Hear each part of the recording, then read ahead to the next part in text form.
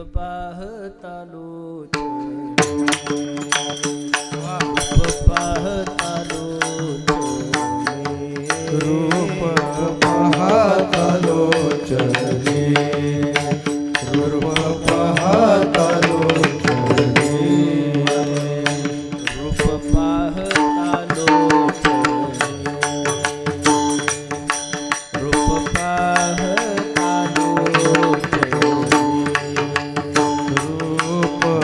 पाहता लोचने, हरि रूप पाहता लोचने, सुख झाले ओ साजनी, सुख झाले ओ साजनी, साजनी तो हा विठ्ठल बरवा, तो हा विठ्ठल बरवा, सुख झाले ओ साजनी, सुख झाले ओ साजनी, साजनी तो हा विठ्ठल बरवा, तो हा विठ्ठल बरवा, तो हा माधव बरवा, तो हा माधव बरवा, तो हा विठ्ठल बरवा, तो हा विठ्ठल बरवा, माधव बरवा, तो हा माधव बरवा, तो हा विठ्ठल बरवा, तो हा विठ्ठल बरवा,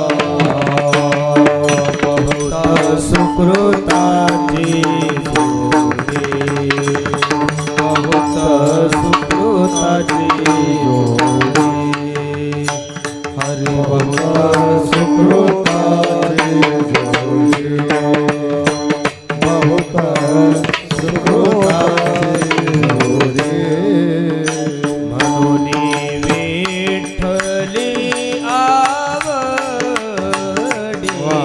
म्हणून विठ्ठली आवडी, आवडी तो हा विठ्ठल बरवा, तो हा माधव बरवा,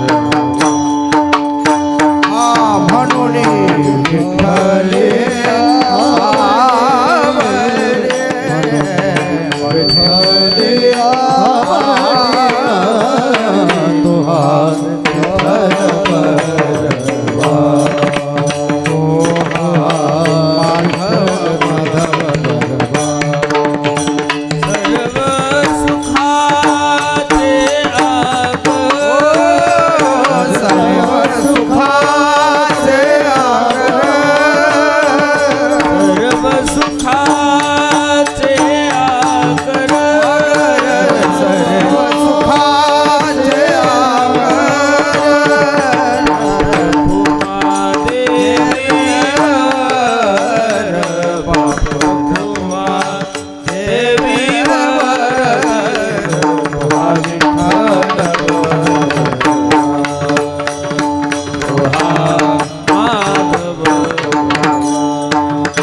हा बाप रघुमार देवा, बाप रघुमार देवा, तो हा विठ्ठल बरवा, तो हा माधव बरवा, हरी जय जय राम कृष्ण, हरी जय जय राम कृष्ण, हरी जय राम, जय जय राम कृष्ण, जय जय राम कृष्ण, जय जय राम कृष्ण, जय जय राम कृष्ण, हरी जय जय राम कृष्ण, राम कृष्ण हरी जय जय राम, हरि जय जय राम कृष्ण, हरि जय जय राम कृष्ण, जय जय राम कृष्ण, हरि जय जय राम, जय जय राम,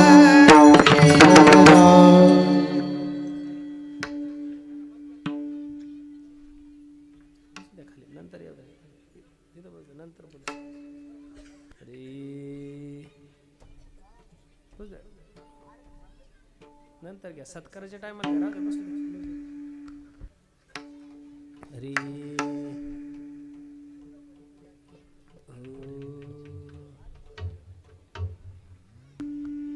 हा आम्ही तेने सुखी, आम्ही तेने सुखी, आम्ही तेने सुखी, आम्ही तेने सुखी. विठ्ठल विठ्ठल मुखे मना विठ्ठल विठ्ठल मुखे मना विठ्ठल विठ्ठल मुखे, मना विठ्ठल विठ्ठल मुखे, मना विठ्ठल विठ्ठल मुखे, मना विठ्ठल विठ्ठल मुखे. रवित धन तुमचे ये रवित धन, तुमचे रवित धन, तुमचे ये रवित धन. ते मज मृत्युके समान, ते मज मृत्युके समान, हे मज मृत्युके समान, मृत्युके समान, हे मज मृत्युके समान, मृत्युके समान. कंठे मिरवा तुळसी, कंठे मिरवा तुळसी, कंठे मिरवा तुळसी, कंठे मिरवा तुळसी. व्रत करा एकादशी, व्रत करा एकादशी, व्रत करा एकादशी, व्रत करा एकादशी, व्रत करा एकादशी, व्रत करा एकादशी. मनवा हरीचे दास, हरीचे दास, ओ मनवा हरीचे दास, हरीचे तुका दास. म्हणे मज हे आस, तुका म्हणे मज हे आस, तुका म्हणे मज हे आस, म्हणे मज हे आस, तुका म्हणे मज हे आस. तुमचे रवित धन, तुमचे रवित धन, ते मज मृत्युके समान, ते मज मृत्युके समान, समान, ते मज मृत्युके समान, ते मज मृत्युके समान. हे विठोबार कुमार, हरी विठोबार कुमार, विठोबार कुमार, विठोबार कुमार, विठोबार कुमार. हरी.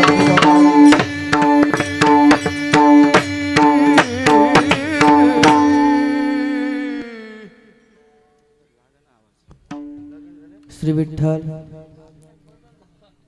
संगीत अलंकार रामानंदजी ढाले गुरुजी व त्यांना मृदंगाला साथ करतील मृदंग महामेरू कृष्णा महाराज भोरकडे व संगीत अलंकार रवी महाराज पवार व त्यांना साथ करतील मृदंग महामेरू श्याम महाराज श्रावणे.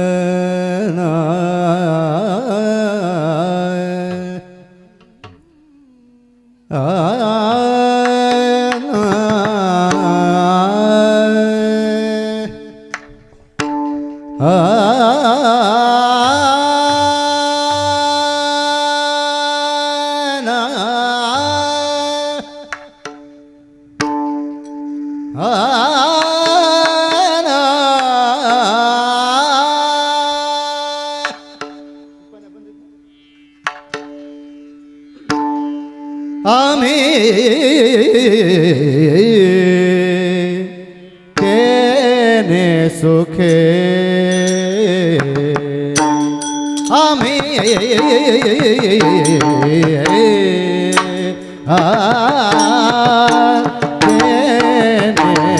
सुखे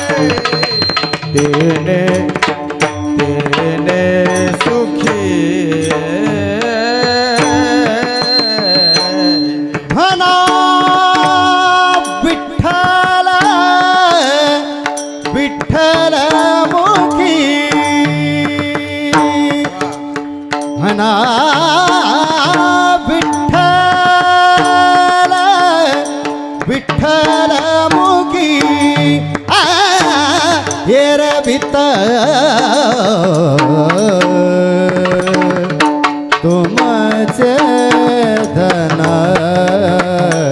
एरविता तुमचे धन म्हणा विठ्ठल विठ्ठल मुखी म्हणा विठ्ठल विठ्ठल मुखी येर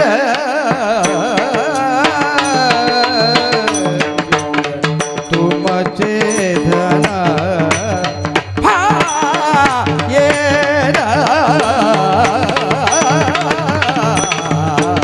तुमचे धन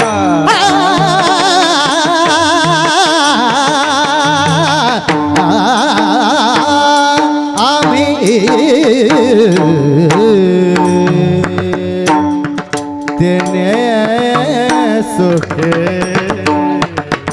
आम्ही देणे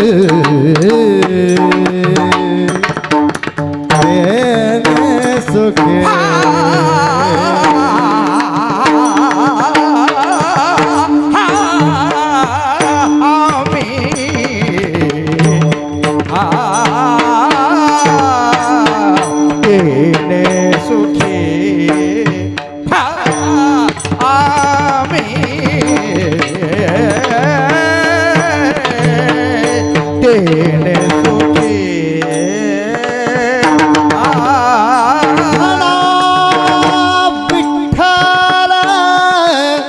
विठ्ठल मुखी म्हणा म्हणा म्हणा म्हणा विठ्ठल विठ्ठल विठ्ठल विठ्ठल मुखे म्हणा म्हणा विठ्ठल विठ्ठल विठ्ठल विठ्ठल विठ्ठल विठ्ठल विठ्ठल म्हणा म्हणा विठ्ठल मुखे म्हणा म्हणा मुखे विठ्ठल म्हणा म्हणा म्हणा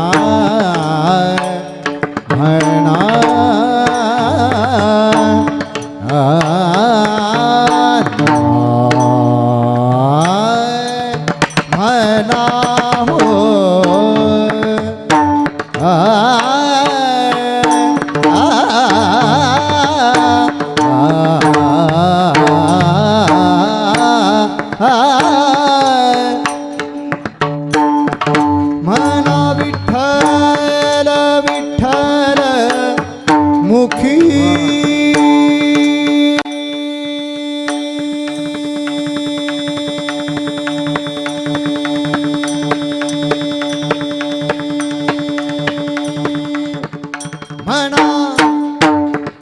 म्हणा म्हणा विठ्ठल म्हणा विठ्ठल विठ्ठल मुखी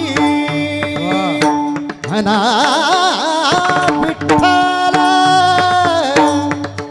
विठ्ठल मुखी ये रविता तुमचे दाना तुमचे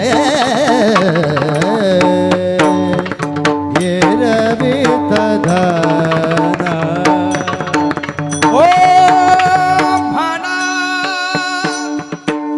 विठ्ठल विठ्ठल मुखी विठ्ठल म्हणा म्हणा विठ्ठल विठ्ठल विठ्ठल मुखे आ आ आ आ म्हणा म्हणा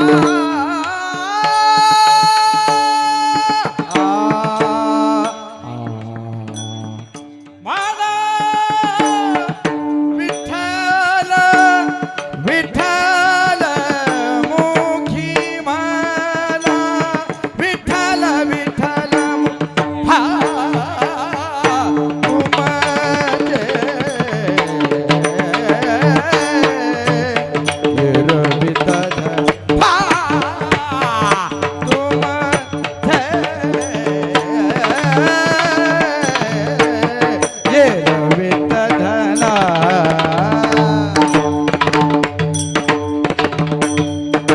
ते माझा मृत्तिके समान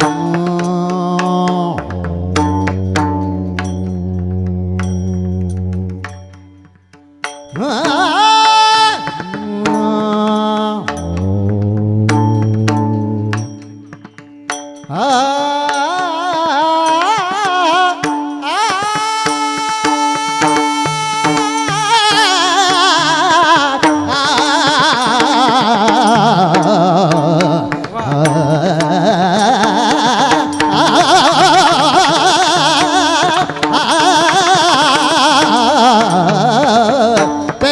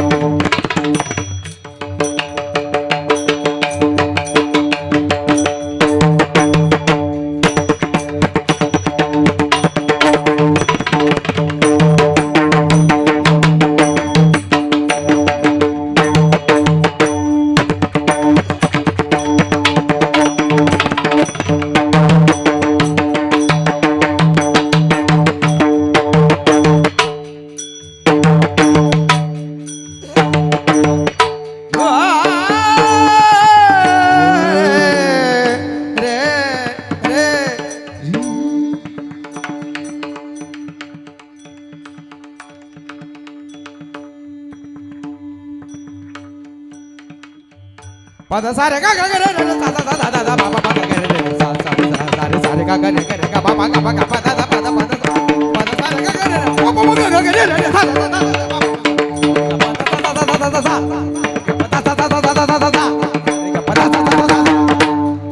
ते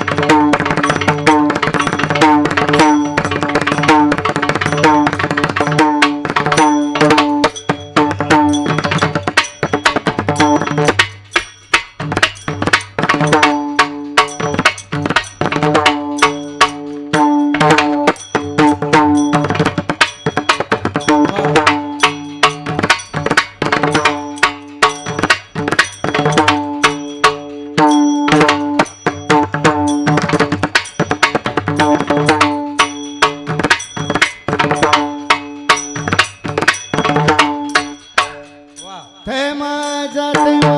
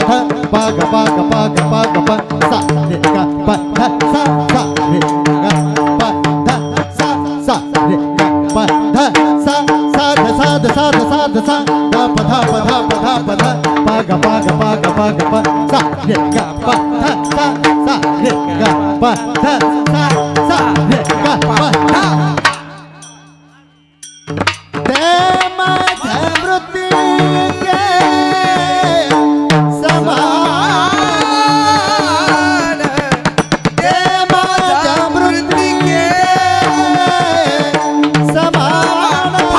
समान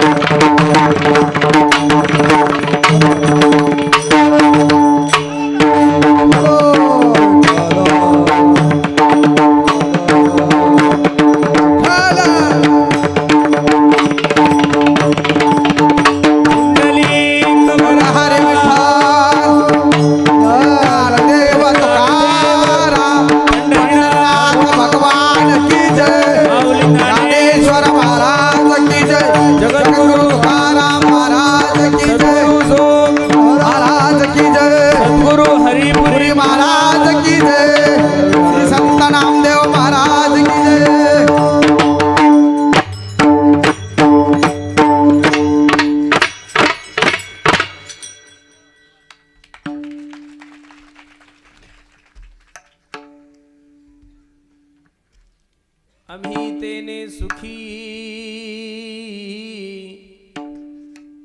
म्हणा विठ्ठल विठ्ठल मुखी तुमचे एरवित धन ते मज मृतिके समान कंठी मिरवा तुळसी व्रत करा एकादशी तुमचे रवित धन ते मज मृत्युके समान. मॉनिटर कमी कर, मागचे आवाज दे. मनवा हरीचे दास मनवा हरीचे दास तुका म्हणे मज हे आस तुमचे एरवित धन ते मज मृत्युके समान. यवंत प्रविश्य मम वाचमिमां प्रसूतां संजीवेत्य किल शक्तिधरस्वदाम्नाम् अन्याउच्च हस्तचरण श्रवणत्वगादीं प्राणानमो भगवते पुरुषाय तुभ्यं. महायोगपीठे तटे भीमरथ्यां वरं पुण्डरीकाय धातुं मुनीन्द्रैः समागत्य तिष्ठन्तमानन्दकन्दं परब्रह्मलिङ्गं भजे पाण्डुरङ्गं. पांडुरंगा कुरु प्रथम नमन दुसरे चरणा संताचिया त्यांच्या कृपादाने कथेचा विस्तारू बाबाजी सद्गुरुदास तुका.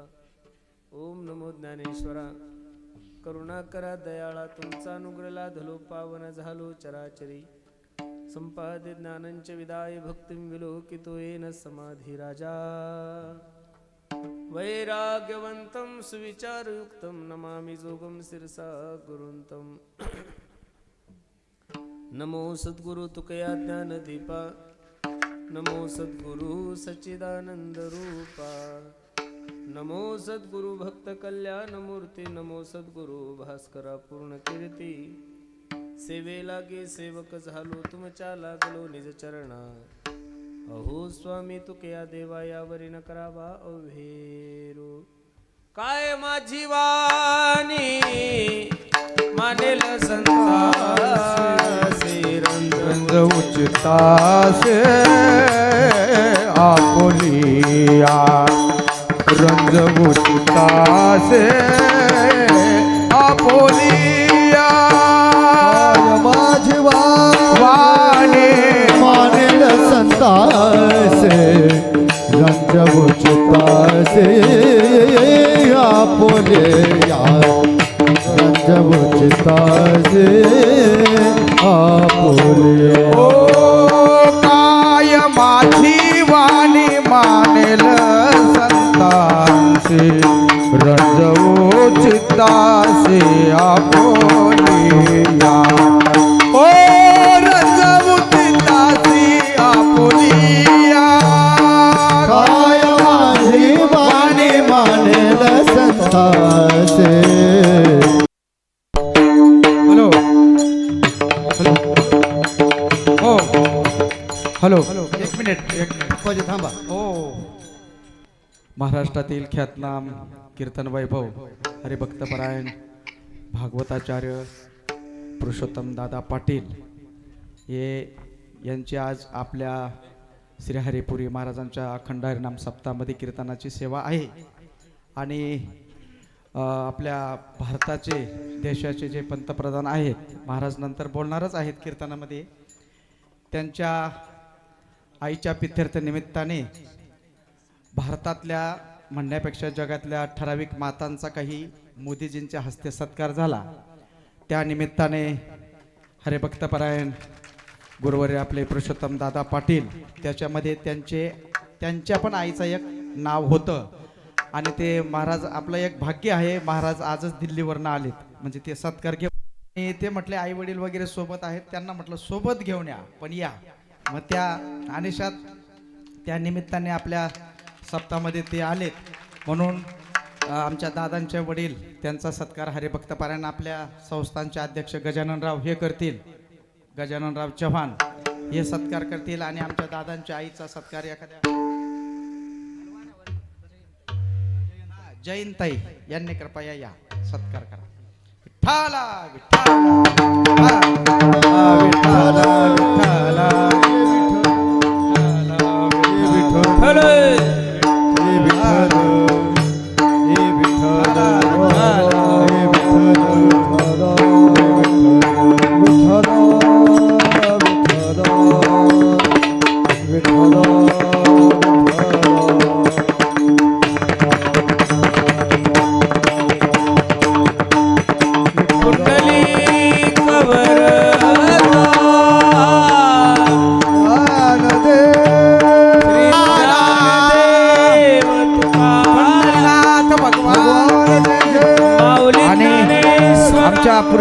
दादाची कन्या पण या ठिकाणी आलेली आहे, तिचा पण सत्कार होत आहे, तिने पण उभं राहा या.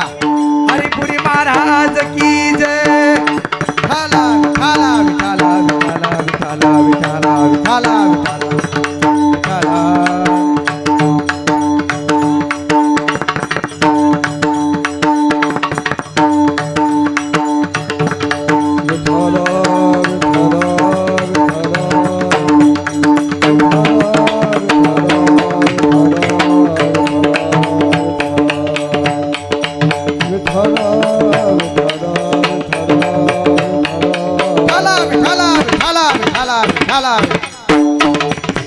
भक्त शिरोमणी संत श्रेष्ठ नामदेव महाराज की जय. नागेश्वर भगवान श्री हरिपुरी महाराज की जय. बोलो रे भाई सब संतन की जय. विठाला विठाला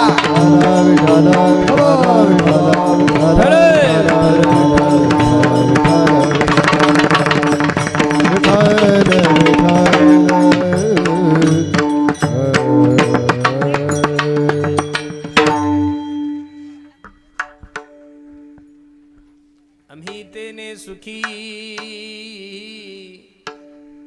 मना विठ्ठल विठ्ठल मुखी तुमचे एरवित धन ते मज मृत्युके समान प्रस्तुत प्राप्त प्रसंगी प्राप्त वेळी चिंतन रूपी सेवेसाठी जो निवडलेला अभंग आहे हा जगद्गुरु जगद्मान्य देहूचे सुप्रसिद्ध साधू वैराग्याचे महावीर असल्याने तुकोबराय यांचा हा 4 चरणाचा अभंग असून या अभंगामध्ये माझे जगद्गुरु तुकोबराय आपल्या निरपेक्ष जीवनाचं दर्शन एका सुंदर अशा प्रसंगातून तुम्हाला आणि मला घडवतात.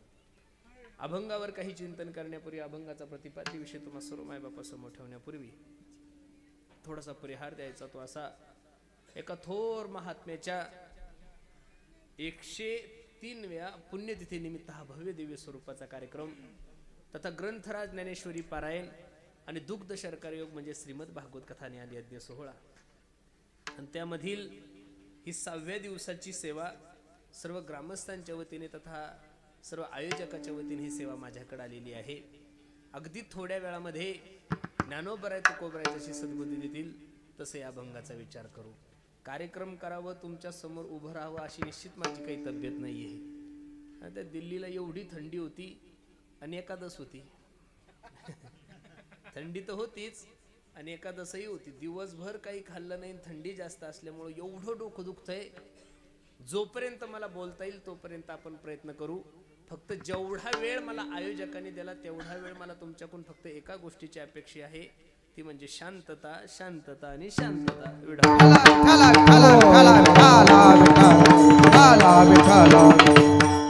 आपण सर्व भाग्यवान मंडळी आहोत दादांनो की तुमच्या आणि माझ्या जीवनामध्ये हा सुवर्ण योग तुम्हाला आणि मला प्राप्त झालाय. लक्ष द्या कीर्तनाकडे. मानवी देहाला जन्माला आल्यानंतर माणसाच्या जीवनामध्ये प्रामुख्याने काही उत्सव घडले पाहिजे. तू तर यांचा आवाज कमी कर रे. मानवी देहाला जन्माला आल्यानंतर माणसाच्या जीवनामध्ये प्रामुख्याने काही उत्सव घडले पाहिजे. त्याच्यामध्ये पहिला देवाचा उत्सव घडला पाहिजे. देवाचा उत्सव नाही जीवनामध्ये घडला तरी चालेल, पण साधूचा उत्सव तर जीवनामध्ये घडलाच पाहिजे. हल्ली जर आपण समाजाकडे पाहायला गेलो तर लोक देवाचेही उत्सव करायला तयार नाही, लोक साधूचेही उत्सव तयार करायला नाहीये. लोक हल्ली लोकांचे उत्सव साजरे करण्यामध्ये खूप मग्न झालेले आहेत. 90 वर्षांच्या म्हाताऱ्यांना सुद्धा असं वाटतं की माझा वाढदिवस साजरा झाला पाहिजे. नेमकं काय कार्य केलंय समाजाने तुझा वाढदिवस साजरा करावा? खरं सांगू का, माणसाने माणसाचे उत्सव साजरे करणं म्हणजे गाढवानं शेत खाल्लं पाप ना पुण्य. मानवी देहाला जन्माला आल्यानंतर देवाचा उत्सव करा. याचं कारण ज्या भगवंताने तुम्हाला आणि मला या सृष्टीमध्ये जन्माला घातलंय, ज्या भगवंताने तुम्हाला आणि मला या विश्वामध्ये जन्माला घातलंय, त्या भगवंताच्या उपकारातून ऋणी होण्यासाठी आपण गोकुळाष्टमी साजरी करतोय, आपण रामनवमी साजरी करतोय, आपण हनुमान जयंती साजरी करतोय, आपण दत्त जयंती साजरी करतोय, आपण वामन जयंती साजरी करतोय, आपण नरसिंह जयंती साजरी करतोय. भगवंताचा जन्म उत्सव साजरा करणं हे तुमचं आणि माझं कर्तव्य नाही बसणारे मंडळी. भगवंताचा उत्सव साजरा करणं हे तुमचं आणि माझं कर्तव्य नसून तो तुमचा आणि माझा धर्म आहे आणि तो आपण केलाच पाहिजेत. महाराज पुऱ्या करणाऱ्या माया हो, पुऱ्या हाताने करावं लागतात, तोंडाचं काहीच काम नाहीये. त्याच्यामुळे माझी विनंती आहे, बडबड कमी करा. नाटाच्या अभंगामध्ये तुकोबराय एका ठिकाणी किती सुंदर वर्णन करतात पहा. जेने हा जीव दिला दान दान, जेने हा जीव दिला जीव दिला दान दान ज्याने हा जीव दिला दान दयाचे करीन चिंतन चिंतन दयाचे करीन चिंतन दयाचे करीन चिंतन चिंतन दयाचे करीन चिंतन जगजीवन नारायण नारायण जगजीवन नारायण नारायण जगजीवन नारायण नारायण जगजीवन नारायण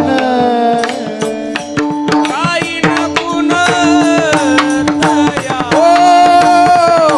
गायीन गुण दयाचे काही न गुण दया गायीन गुण दयाचे हो या भिवरे छाती रे तेरे या भिवरे छाती भिवरे जाती होया भिवरे जेणे हा जीव दिला दान तयाचे करीन चिंतन जगजीवन नारायण गायीन गुण तयाचे हा जीव दिला दान माऊली ज्ञानेश्वर महाराज जगद्गुरु तुकाराम महाराज की जय हर हर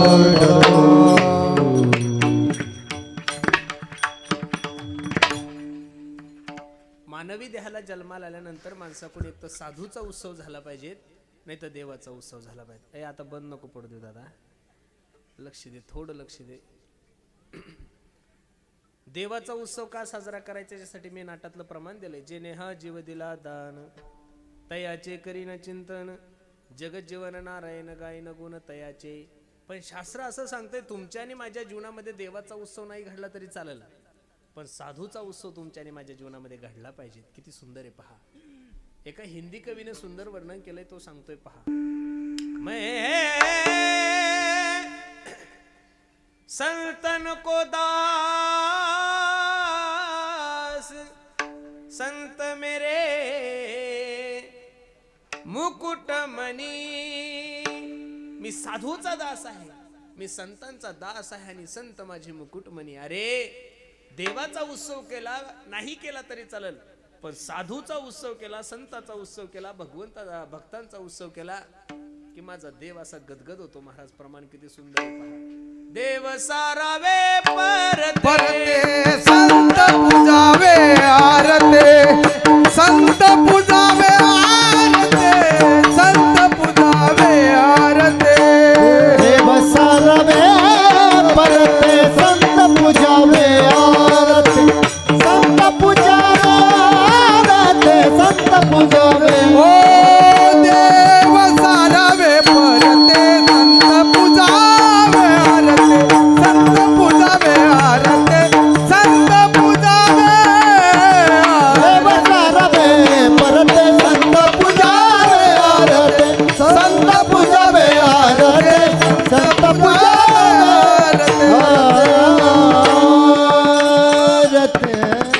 देव सारावे परते संत पूजावे आरते. देवाची पूजा घरात करत असाल, एखादा संत महात्मा जर तुमच्या दारात आलाय तर महाराज सांगतात देवाची पूजा बाजूला ठेवा. देव सारावे परते संत पूजावे आरते. आणि तुम्ही सर्व नांदगावकर मंडळी, नांदेगावकर का नांदगावकर, नांदापूरकर मंडळी, आपण भाग्यवान आहात, भाग्यवान आहात आणि भाग्यवान आहात. एका थोर महात्म्याची सेवा करण्याचा योग तुमच्या आणि माझ्या जीवनामध्ये प्राप्त झालाय.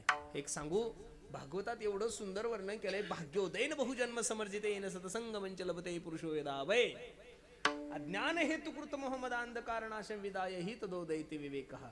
काहीतरी पूर्वजन्मीचं पुण्य म्हणून एवढा सुंदर योग तुमच्या आणि माझ्या जीवनामध्ये प्राप्त झाला. बहुत सुकृताची जोडी म्हणून विठ्ठली आवडी.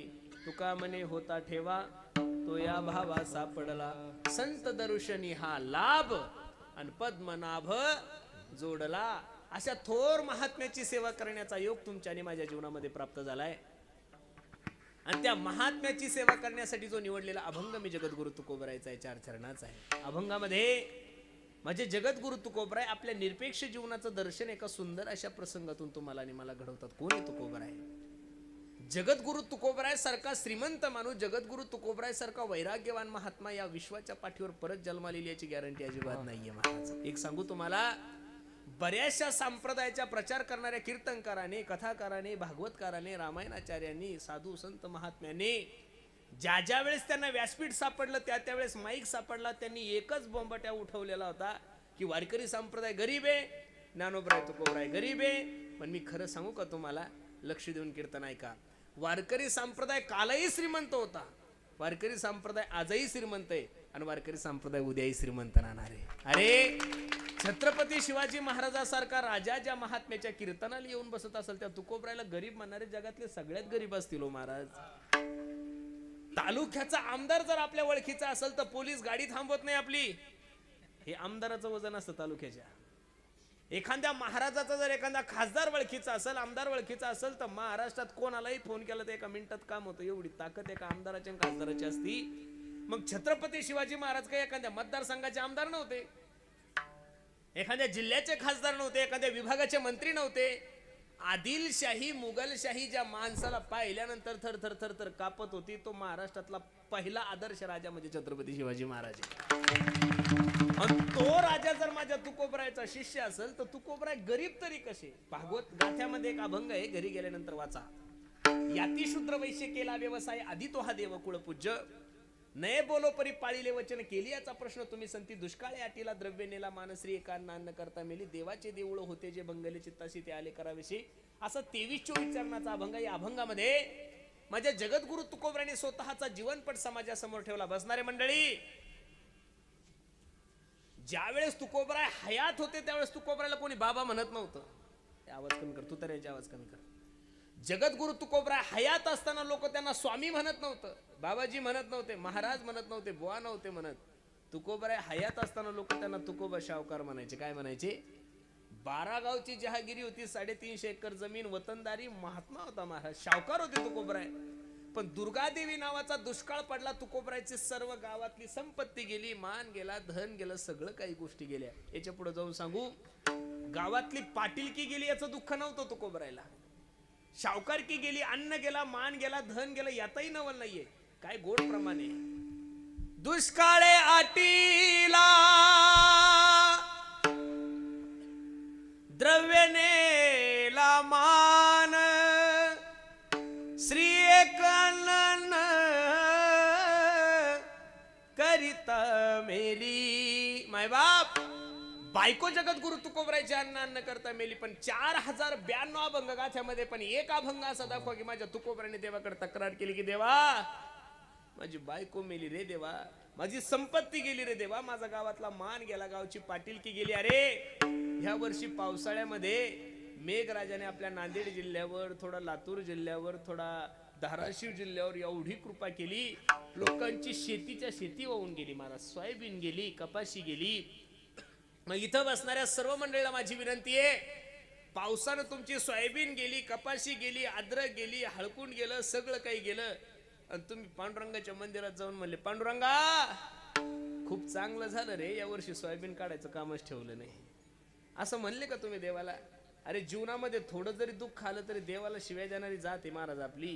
काय तुकोबरायचा अंत करणं असेल. तुकोबरायची पत्नी अन्न करता मेली तरी तुकोबराय पांडुरंगाच्या समोर जाऊन देवाला म्हणतात, बरे झाले देवा निघाले दिवाळे, बरिया दुष्काळे पीडा गेली, बरिया दुष्काळे बरे झाले देवा निघाले दिवाळे, बरिया दुष्काळ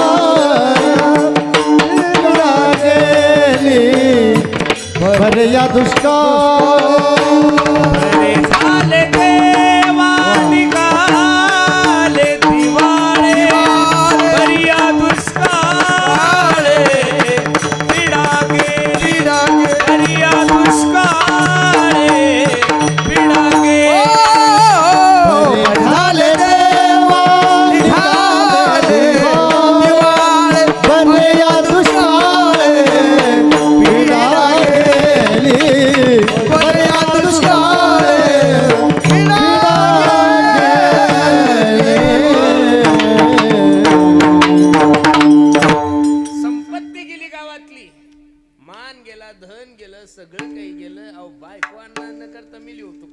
दिवशी, तरी तुकोबराय पांडुरंगाला सांगतात, बरे झाले देवा निघाले दिवाळे, बरिया दुष्काळे पिडा गेली. देवा बरं झालं गड्या, माझ्या जीवनातली ही पिढा निघून गेली. एक सांगू तुम्हाला, असा जो महात्मा आहे, त्या महात्म्याचे शिष्य छत्रपती शिवाजी महाराज आहे. काही साधकांनी राजांना जाऊन सांगितलं, राजे ज्या महात्म्याचा जन्म या उभ्या महाराष्ट्रातील लोकांच्या उद्धारासाठी झालाय, त्या महात्म्याच्या जीवनामध्ये दुष्काळ पडल्यामुळे बायको अन्न करता मेली हो. आणि राजा त्याला म्हणावं की जो प्रजेचं रक्षण करतोय. महाराज, जो राजा प्रजेचं रक्षण नसेल करत त्याला राजा तरी कसा म्हणायचा? त्याला राक्षस म्हणलं तर काही वावगस होणार नाही. महाराज, राजाने विचार केला, जो माझे गुरुजी आहे, ज्यांचा जन्म या लोकांच्या उद्धारासाठी झालाय, रात्रंदिवस जे भगवंताचं भजन करतात आणि त्यांच्या जर घरी चूल पेटत नसेल तर माझ्या राजापणाला काय आग लावायची का?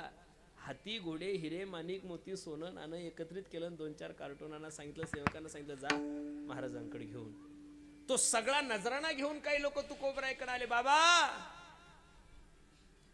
आमच्या राजाने पाठवलाय. कोणी पाठवलाय? छत्रपती शिवाजी महाराजांनी. बर बर बर, तुमची परिस्थिती नाजूक आहे, पत्नी अन्न करता मेली, गावाची पाटीलकी गेली, अन्न गेलं, धन गेलं, मान गेलं, सगळं काही गेलं, आणि तुम्ही सुखी व्हावं म्हणून तुमच्या राजाने आमच्या राजाने हा नजराणा पाठवला.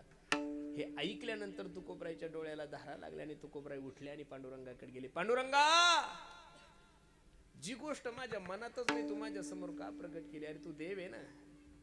न सांगता तुम्हा कळो येते अंतर,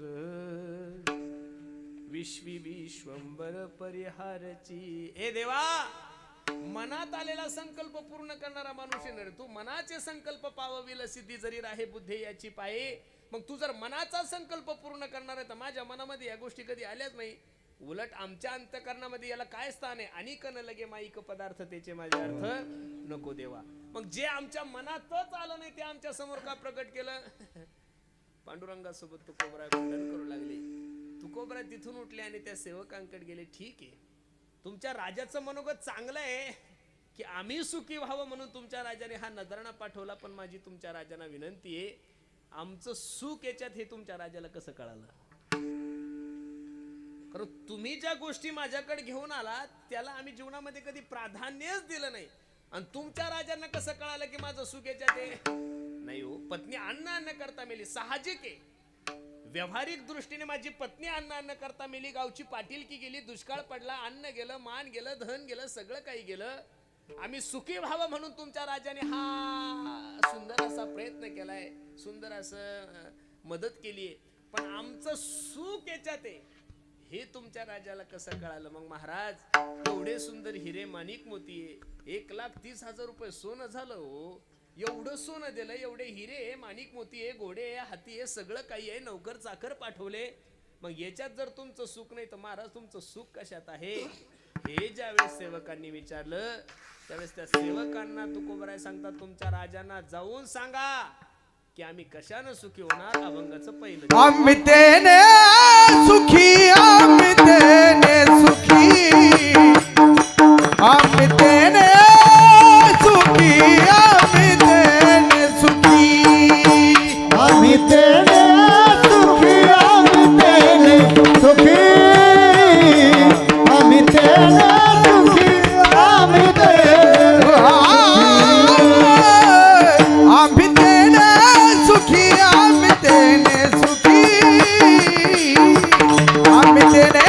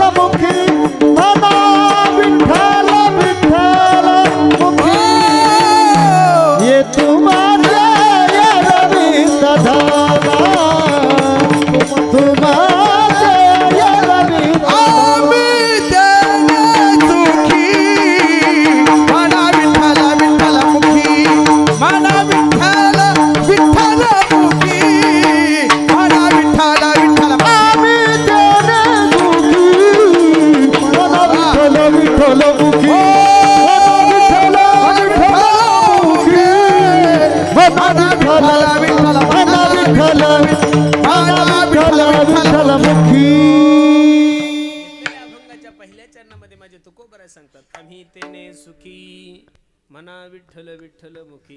तुमच्या राजाला विठ्ठल विठ्ठल म्हणाला आम्ही तेने सुखी होईल. मला या पहिल्या चरणाचा उलगडा काही अजून झाला नाहीये. आता राजे विठ्ठल विठ्ठल म्हणणार, आम्ही सुखी होणार, याचं काही. आता तुम्ही जेवल्यानंतर माझं पोट भरलं असं कधी होईल का हो?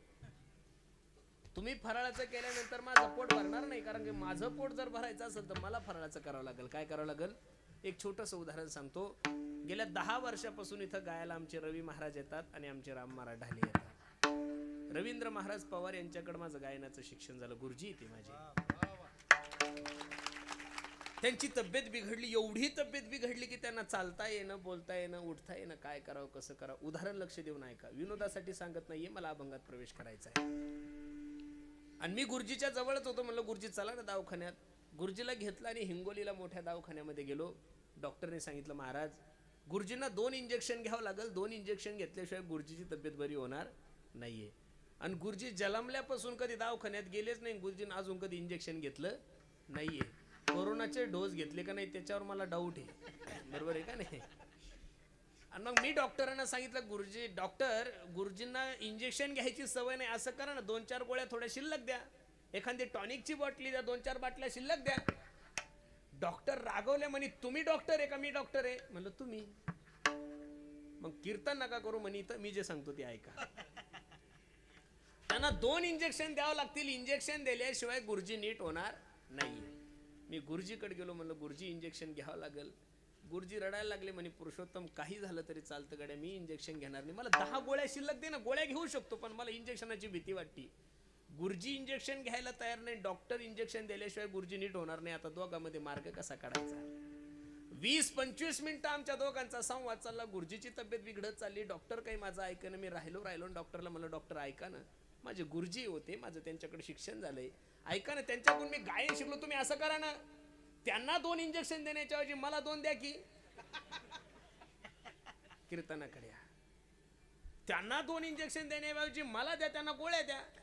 गुरुजीची तब्येत बिघडल्यानंतर मी 4 जरी इंजेक्शन घेतले तरी गुरुजीला बरं वाटणार, कारण गुरुजी जर आजारी असेल तर इंजेक्शन गुरुजीला घ्यावं लागेल, पुरुषोत्तम महाराजाला घेऊन फायदा. मग आता महाराज तर म्हणतात की तुम्ही विठ्ठल विठ्ठल मुखी म्हणा आणि आम्ही तेने सुखी होणार, याचा उलगडा कसा करायचा? खरं सांगू का महाराज, तुमचं खरं सुख कशामध्ये? महाराष्ट्रात एकाच व्यक्तीला माहिती आहे, तिचं नाव आहे संत महाराज. तुम्ही सुखी कशाने होणार, तुम्ही समाधानी कशाने होणार, तुम्ही आनंदी कशाने होणार, हे जर या विश्वाच्या पाठीवर कोणाला माहित असेल तर ते फक्त आणि फक्त संतांना, संतांना आणि संतांना. मला एवढंच सांगायचंय, तुम्ही आणि मी का सुखासाठी प्रयत्न करत नाही का महाराज? रात्रंदिवस प्रयत्न चालले, सर्व सुखाची आशा जन्म गेला, क्षण एक मुक्ती यत्न नाही केला, हिंडता दिशा अक्षिण फावला माया वेशीला जीव माझा. रात्रंदिवस तुम्ही प्रयत्न करता. अरे 9 ते 11 कीर्तन संपल्यानंतर रात्री 12 वाजता लाईट आल्यानंतर सुद्धा हरभऱ्याला पाणी देणारे लोक आहेत आपण, गव्हाला पाणी देणारे लोक आहोत आपण. थंडीचा विचार करत नाही, वाऱ्याचा विचार करत नाही, विचू काट्याचा विचार करत नाही. रात्री 12 वाजता शेतात जातो आणि गव्हाला पाणी देतो, हरभऱ्याला पाणी देतो. मग इथं जेवढ्या काही माझ्या माता मावल्या वडीलधारी मंडळी बसले, माझा एक छोटासा प्रश्न आहे, रात्रंदिवस एवढी जी धावपळ करताय, देवासाठी करता का पैशासाठी करता हो? बोलत चला गड्या हो. कशासाठी? पैशासाठी. हे नसल पटलं तर सोपं करून सांगतो, माझी तब्येत बरोबर नाही, डोकं दुखतंय, तरी सुद्धा एवढी धावपळ करून मी तुमच्या नांदापूरला कीर्तनाला आलो. देवासाठी का पैशासाठी? हा बोला, मोकळं बोला, आम्हाला कळू द्या ना आमच्याविषयी तुमच्या मनात किती पाप आहे. हे तोंडावाटे बाहेर तुम्ही असं मनात नका ठेवू. लोक डायरेक्ट काय म्हणतात? पैशासाठी. किती जळणार रे तुम्ही आमच्यावर, काही आहे का नाही? अक्षरशः माझं एवढं डोकं दुखतंय तरी मी फक्त तुमच्यासाठी आलेलोच नाहीये, मी फक्त या महात्म्याची सेवा करण्यासाठी आलोय महाराज. पहिलं तिकीट मुंबईचं होतं, तेही तिकीट रद्द झालं. पुण्याचं करायला पाहिलं, तेही रद्द झालं. संभाजीनगरचं सुद्धा रद्द झालं. शेवटी पर्याय आम्हाला नागपूरचा सापडला. आणि ते जर रद्द झालं असतं तर हरिपुरी महाराज विचार करत असतील, अरे बाबा ठीक आहे, गेला दिल्लीला, बरं केलं, पण इथली सेवा कोण करणार आहे? बरोबर आहे का नाही? म्हणून बाबाच्या आशीर्वादामुळे मी तुमच्यापर्यंत पोहोचू शकलो. बरोबर आहे का नाही? मला तुम्हाला एवढंच सांगायचं, सर्वांचे प्रयत्न हे सुखप्राप्ती व दुःख निवृत्तीसाठीचे. मज लागी दुःख व्हावे ऐसे कोणी भावे ना जीवे, दुःखद भज्यते जंतुम सुखम सर्व आयुर्चिते. भामतीकाराने आपल्या ग्रंथामध्ये सांगितलंय की बाबा या तिन्ही जगामध्ये जो कोणी प्रयत्न करतो तो केवळ आणि केवळ सुखासाठी करतो. मग खरं सुख कशात आहे? महाराज सांगतात आपुला तो एक देव करुणी घ्यावा आपुला तो एक देव करुणी घ्यावा आपुला तो एक देव करुणी घ्यावा आपुला तो एक देव करुणी घ्यावा तेने विना जीवा सुख नोहे सुख नोहे तेने विना जीवा सुख नोहे सुख तेने विना जीवा सुख नोहे सुख तेने विना जीवा सुख नोहे आपुला तो एक देव करुणी घ्यावा तेने विना जीवा सुख नोहे हो तेने विना जीवा सुख नोहे आपुला तो एक देवा करुणी घ्यावा तेने विना जीवा सुख नोहे तेने विना जीवा सुख नोहे सुख नोहे आपुला तो एक देव करुणी घ्यावा तेने विना जीवा सुख नोहे. सुखाचा पत्ता सांगितलाय तू कोबराने. सुखा लागी करीसी तळमळ तरी तू पंढरीसी जाय एक वेळ. हा सुद्धा सुखाचा पत्ता आहे हो महाराज. आपुला तो एक देव करुणी घ्यावा तेने विना जीवा सुखा नोहे ही एक पत्ता आहे. पंढरीसी जाय एक वेळ मग तू अवघाची सुखरूप होसी हा सुद्धा सुखाचा पत्ता आहे. पण प्रकरण असं आहे की तुम्ही विठ्ठल विठ्ठल म्हणणार आणि आम्ही सुखी होणार याचा उलगडा काही अजून झाला नाही. खरं सांगू का महाराज, जसं लेकरू जेवल्यानंतर आईचं पोट भरतं ना, लक्ष देऊन कीर्तन ऐका. लेकरू जेवल्यानंतर जसं आईचं पोट भरतंय तसं तुम्ही आणि मी सुखी झालो की साधू संतांचं पोट भरतंय. कारण की त्यांचा जन्म तुमच्या आणि माझ्या उद्धारासाठी. महाराज बुडते हे जन डोळा उडत है जन न देख बे डोळा निया येतो कळवळा म्हणून या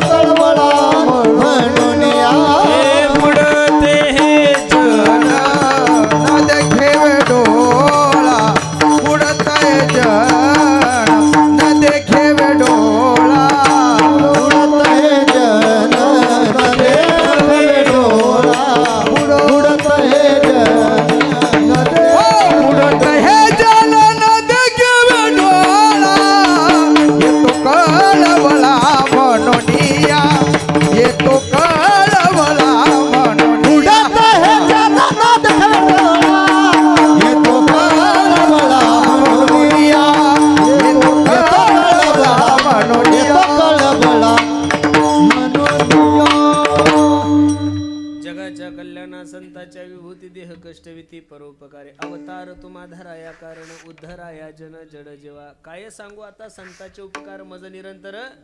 आम्ही वैकुंठवासी आलो याची कारणासी बोलिले जरुसेसाच भावे वर्ताया झाडू संताचे मार्ग आडराने भरले जग उच्चिष्टाचा भाग शेष उरला तो सेऊ. मग तुमचा आणि माझं हित कशामध्ये आहे? मायबापाला पोराचं हित नाही कळत महाराज. कोण म्हणतंय मायबापाला पोराचं हित कळतं? मायबाप पोरांना नोकरीला लावू शकतात, मायबाप पोरांसाठी कष्ट करू शकतात, पण तुमचं आणि माझं खरं हित कशात जर आहे हे जर कोणाला माहित असेल तर ते फक्त साधू संतांना. म्हणून तर प्रमाणेने केले उपकार सांगू मी काय बापन करी ऐसी माय. मायबापापेक्षा सुद्धा साधू संतांना प्राधान्य का दिलंय? आई सुद्धा मुलावर प्रेम करते, करत नाही असं नाहीये. प्रत्येक आई आपला मुलगा चांगला व्हावा याच्यासाठी प्रयत्न करते, कष्ट करते, देवाला नवस करते, सगळं काही करते. पण एक सांगू महाराज, आई फक्त स्वतःच्या मुलाचा विचार करते, सर्व जगातल्या मुलाचा विचार नाही करू शकत. मे महिन्याचे दिवस होते, दुपारचे 2 वाजलेले होते, कडाडीचं ऊन पडलेलं होतं आणि 4-5 पोरं गल्लीत खेळत असताना आईनं आवाज दिला, बाळ्या ए बाळ्या. सावली ते ऊन लागल, आजारी पडशील. बाळ्या सांगतो, आई माझे सर्वच मित्र खेळतायत, पण मला एकट्याला कसं ऊन लागल? त्यावेळेस आईच्या मुखातले वाक्य ऐका ना, बाळ्या त्यांना मरू दे तू सावली ते. काय म्हणते आई? बाळ्या त्यांना मरू दे तू सावली ते, आपुली याचा कळवळा आणि बाळा बरी नाही. पण ज्ञानोबरायची भाषा पाहणं, किंबहुना आळंदी सुखी, हा किंबहुना राजगुरुनगर नगर तालुका सुखी, किंबहुना पुणे, किंबहुना सर्व सुखी, पूर्ण होनी तिन्ही लोकी. महान यश आत्मासह महात्मा, ज्याचा बोध व्यापक आहे त्याला महात्मा म्हणतात. महाराज सांगतात, अवघाची संसार सुखाचा करीन, आनंदे भरीन तिन्ही लोक. म्हणून तुमचं आणि माझं खरं सुख कशामध्ये आहे ते जर कोणाला माहीत असेल तर ते संतांना माहीत आहेत. आणि संत त्या सेवकांना सांगतात, आम्ही तेने सुखी म्हणा विठ्ठल विठ्ठल मुखी. ठीक आहे महाराज, मग तुम्ही जर विठ्ठल विठ्ठल म्हणल्यानंतर सुखी होता, मग आम्ही जो नजराणा घेऊन आलोय त्याची तुमच्या नजरेमध्ये काय किंमत आहे? त्याचं उत्तर तुकोबराय अभंगाच्या दुसऱ्या तुमचे रवित धन सर्ग सर्ग सा, तुमचे रवित धन सर्ग सर्ग सा, तुमचे रवित धन सारग सारग, तुमचे रवित धन तुमचे रवित धन सर्ग सर्ग सा, तुमचे रवित धन सर्ग सर्ग सा, तुमचे रवित धन सारग सारग सा, तुमचे रवित धन सारग सारग सारग सा. प्रेमाचा मृत्यूचे समान, प्रेमाचा मृत्यूचे समान, तुमचे रवित धन सर्ग सर्ग सा, तुमचे रवित धन सर्ग सर्ग सा, तुमचे रवित धन सर्ग सर्ग सा, तुमचे रवित धन. प्रेमाचा मृत्यू के समान, प्रेमाचा मृत्यू के समान, तुमचे रवित धन सारग सारग सारग सा, तुमचे रवित धन तुमचे रवित धन सर्ग सर्ग सा, तुमचे तुमचे रवित धन, हे माझ्या मृत्यूचे समान, हे माझ्या मृत्यूचे समान, हे माझ्या मृत्यूचे रवित धन, ते माझ्या मृत्यू के समान, ते माझा मृत्यू के समान, हे माझ्या मृत्यू समान. घेतलेल्या अभंगाच्या द्वितीय चरणामध्ये तुकोबराय सांगतात, तुमचे रवित धन ते मज मृत्तिके समान. तुम्ही ज्या गोष्टी माझ्या समोर घेऊन आला त्याच्यामध्ये आणि आमच्या मातीमध्ये मला काही जास्त फरक नाहीये. अजून एक दुसरं प्रमाण देतो, सोने रुपये आम्हा मृत्युके समान, मानिक पाषाण खडे जैसे. ही तुकोबरायची वृत्ती का बर झाली? विषय तो त्यांचा झाला नारायण, नावडे जनधन माता पिता, नाही अनिक प्रमाण तन धन तृणजन. बसणारे मंडळी, ज्यांचा विषय भगवंत झाला त्याने जीवनातल्या कोणत्याही गोष्टीला जास्त प्राधान्य दिलं नाही. तुमचे रवित धन ते मज मृत्तिके समान.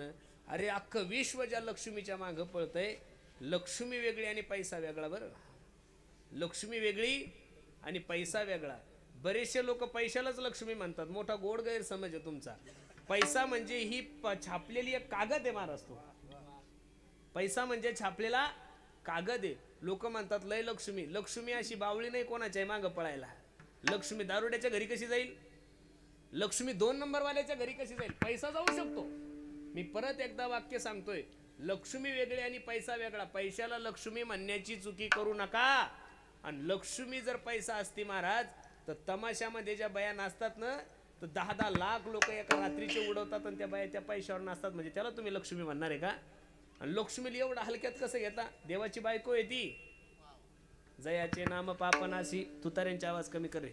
जयाचे नाम पापनासी, लक्ष्मी ऐसी जयाची दासी, तो हा तेज पुंजरासी, सर्व भावे तुका त्याशी शरण.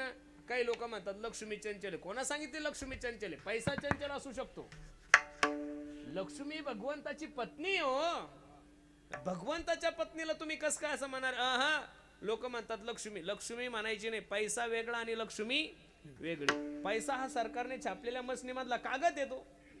पैशाला लक्ष्मीची उपमा द्यायची नाही. मग लक्ष्मी ऐसी जयाची दासी, तो हा तेज पुंजराशी, सर्व भावे तुका त्याशी शरण. ज्या लक्ष्मीसाठी आपण धावपळ करतो, ज्या पैशासाठी आपण धावपळ करतो, ती लक्ष्मी माझ्या पांडुरंगाची दासी होती. आणि तो पांडुरंग परमात्मा न सांगता करी सर्व काम. सारकरी संप्रदायामध्ये जेवढे काही संत झाले, त्या संतांचा जर विचार करायला गेलो तो कोणताही संत गरीब नाहीये. पहिले संत घ्या ज्ञानोबराय. जयाचे हे द्वारी सोन्याचा पिंपळ अंगी ऐसे बळ रेडा बोले. तुकोबराय घ्या. ज्या तुकोबरायचे शिष्य छत्रपती शिवाजी महाराज असतील ते तुकोबराय गरीब कसे असतील. तिसरे नाथ महाराज घ्या. नाथ महाराजांची तर उघड श्रीमंती माझ्या नामदेवराने वर्णन केले. सकळ संता माझी राजा स्वामी एकनाथ माझा स्वामी एकनाथ माझा स्वामी एकनाथ संता माझे राजा स्वामी एकनाथ माझा स्वामी एकनाथ माझा सकळ संता माझी राजा स्वामी एकनाथ ओ सकळ संता माझी राजा स्वामी एकनाथ संता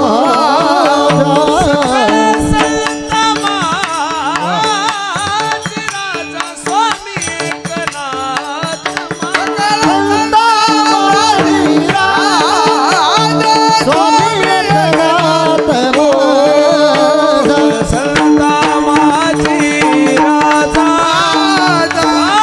एकनाथ स्वामी एकनाथ स्वामी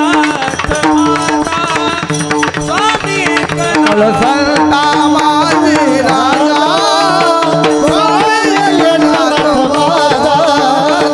स्वामी एकनाथ माझा स्वामी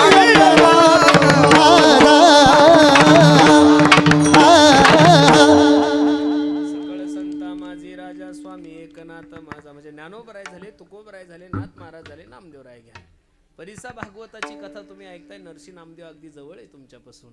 नामदेवरायचा जन्म झालाय त्या पावनभूमीमध्ये. अहो नामदेवरायची घरची परिस्थिती नाजूक होती असं लोक सांगतात, पण मला नाही वाटत महाराज. ज्या महात्म्याच्या घरी पांडुरंग परमात्मा जेवण करत असेल त्या महात्म्याची परिस्थिती कशी असू शकते गरीब महाराज. खरं सांगू का, देवाची खरी कृपा तुमच्याने माझ्यावर होणं म्हणजे संसारापासून विभक्त होणं.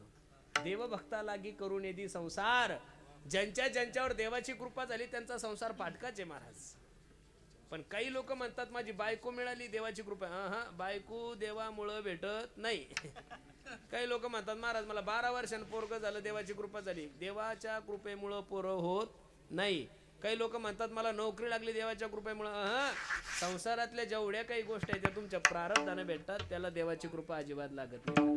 देवाची ते खून आला ज्याचे घरा त्याच्या पुढे तेरा संसारा पुढे तेरा संसारा देवाची ते खून आला ज्याच्या घरी त्याच्या पुढे तेरा संसारा त्याच्या पुढे तेरा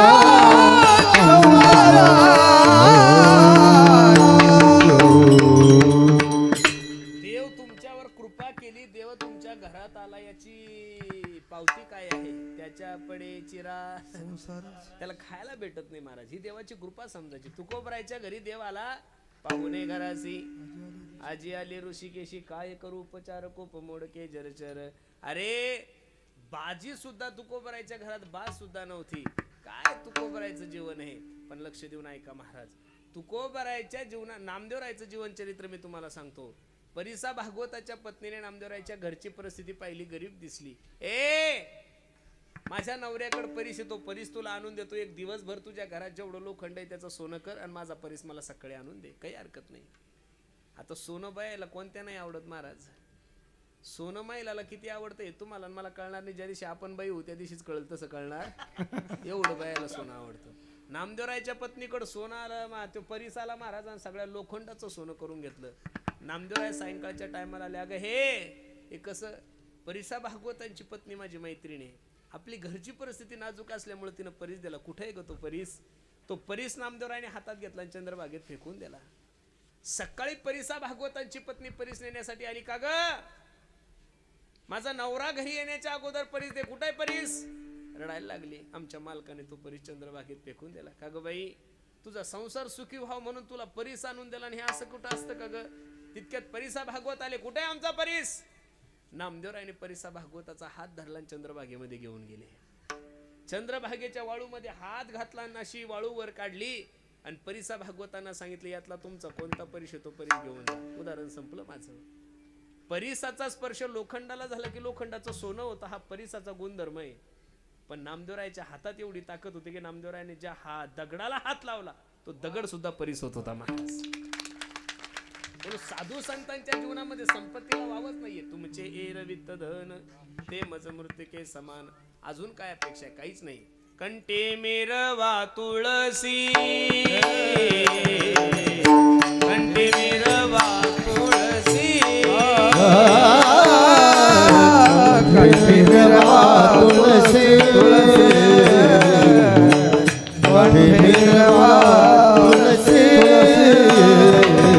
व्रत करा एकादशी, व्रत करा एकादशी, एकादशी तुमचे एरवित धन, तुमचे एरवित धन. व्रत करा एकादशी, व्रत करा एकादशी तुमचे रवित धना, तुमचे रवित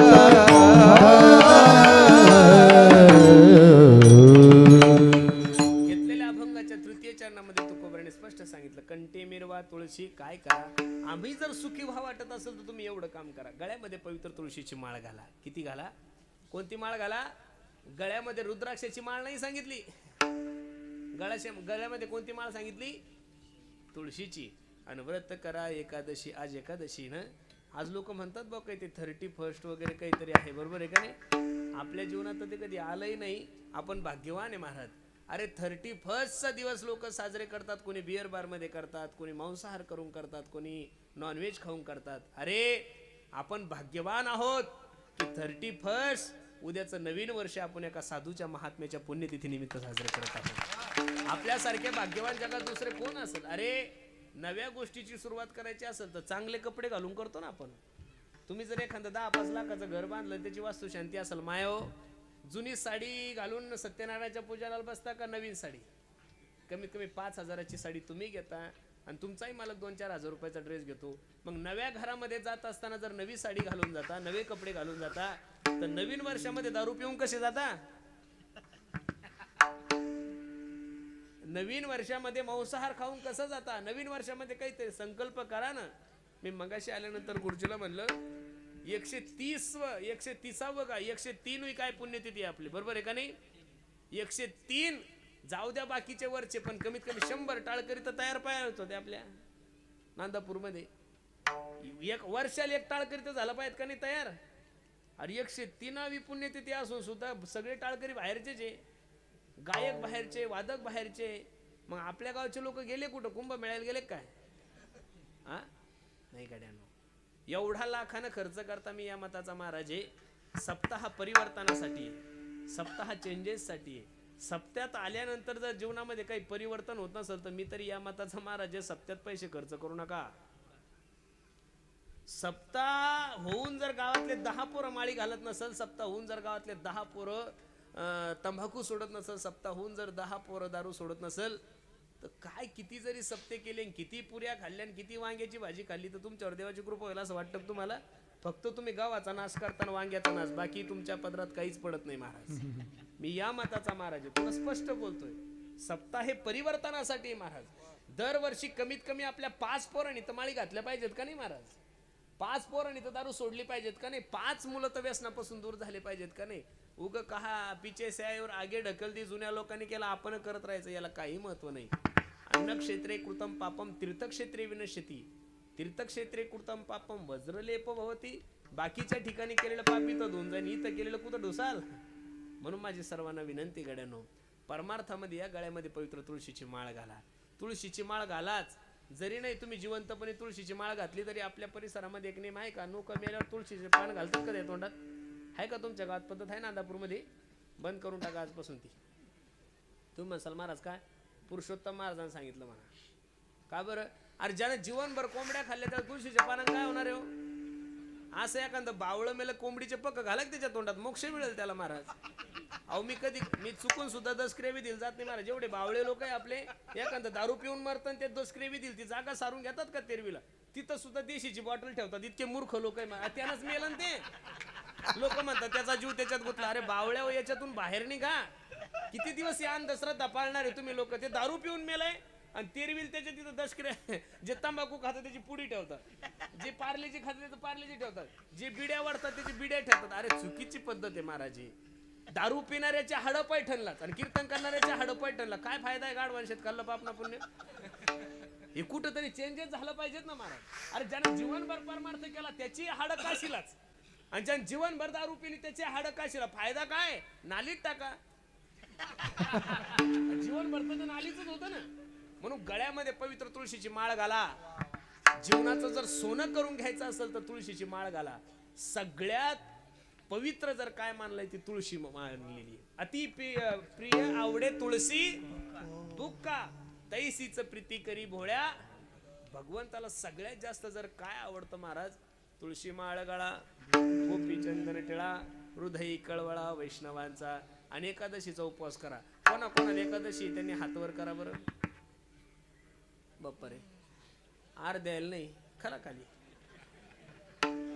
ज्यांना नाही त्यांनी हातवर करा. वा वा करा, खाली करा, काही ताण नका. काही नाही तर कोणाला म्हणून उजवा हात वर केला, काही डावा हात केला. म्हणजे नेमके आहे का नाही कीर्तनकारांना कसं ओळखायचा मोठा प्रश्न आहे. शास्त्रानं तुम्हाला एकादशीचा उपवास सांगितला, बाकीचे उपवास शास्त्राने सांगितलेले. लक्ष देऊन कीर्तन आहे का माया हो? व्रत एकादशी करीन उपवास, गायीनं हरणेसी मुखी नाम तुकोबरायचं प्रमाण आहे. भागवतकाराच्या मुखातून तुम्ही रामायणात ऐकलं असेल, नवम स्कंदामध्ये अंबरीश राजाचं चरित्र करायचंय. भागवतात आहे एकादशी करावी म्हणून. गाथ्यामध्ये सोमवार धरावा एकादशी धरावा याचं प्रमाण आहे, पण गुरुवार धरावा याचं गाथ्यात प्रमाण नाही. गुरुवार धरावा याचं ज्ञानेश्वरीमध्ये ओवी नाहीये. 6 शास्त्र आहे, 4 वेद आहे, 18 पुराणे. कोणत्याच पुराणामध्ये गुरुवार, मंगळवार, बुधवार, शुक्रवार, शनिवार आणि रविवार सुद्धा धरायला लागले. हो लोक येडे झाले का काही कळत नाही महाराज. इतकं कठीण झालंय. जसे पुढारी पक्ष बदलतात तसे लोक देव बदलायला लागले. पहिले लोक म्हणत होते फायदा झाला की तिरुपतीला जायचं. तिरुपतीला गेले की लोकांना असं वाटायचं माणसं श्रीमंत होतात. नंतर तिरुपतीचं मार्केट डाऊन झालं, नंतर लोक शिर्डीला जायला लागले. लोकांना असं वाटतं साईबाबाकडे गेले की लोक श्रीमंत होतात. हा साईबाबाचं वजन डाऊन झालं, नंतर लोक स्वामी समर्थाकडे जायला लागले. कितीही संकट आलं की स्वामी समर्थाकडे गेले की संकट दूर होतं. नंतर लोक उज्जैनला जायला लागले, त्या महाकालेश्वरला. लोकांना असं वाटतं महाकालेश्वरला गेले की माणूस श्रीमंत होतं. तिरुपतीचं मार्केट डाऊन झालं, साईबाबाचं झालं, स्वामी समर्थाचं झालं, महाकालेश्वरचं झालं. आता लोक खाटूश्यामला जायला लागले.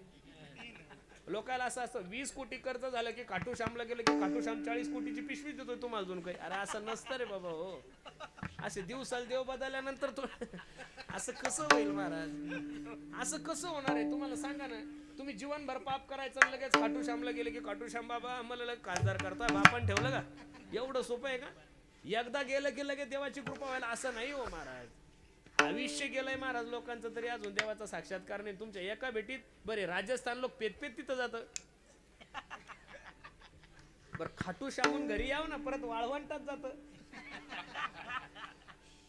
इष्टा जे वापरतात त्यांना काही सांगायची गरज नाही. हुशार लोक आहे सगळे, तुम्ही 4G आहे सगळे, बरोबर आहे का नाही? या भारतात असं झालंय महाराज, एक ट्रेंड निघलेला आहे. ट्रेंड कपड्याचा असतो, ट्रेंड गाडीचा असतो, ट्रेंड मोबाईलचा असतो. आता देवाचा सुद्धा ट्रेंड निघलाय हो. देवाचा सुद्धा ट्रेंड निघला. असं ट्रेनवर देव धरत असते, चॉईसवर देव पकडत असते. छी, चुकीचं आहे महाराज. म्हणून मी नेहमी सांगतो, मारवाडी लोकांचा सल्ला जीवनामध्ये मोठं व्हायचं असेल तर सल्ला कोणाचा घ्यायचा? मारवाड्याचा. कारण महाराष्ट्रात भारतात मारवाडी कुठंच गरीब नाही. मारवाड्यांचा सल्ला, मुस्लिम लोकांचा हल्ला ना आपला हल्ला गुल्ला आपला ताळाच नाही महाराज. मेळच नाही आपला. आपला एक देव नाही, एक वार नाही, एक उपवास नाही. वार बदलला की देव बदलतात हो. शुक्रवारी देवीच्या मंदिरात जातं आणि शनिवारी लगेच सकाळी 5 वाजता जय हनुमान ग.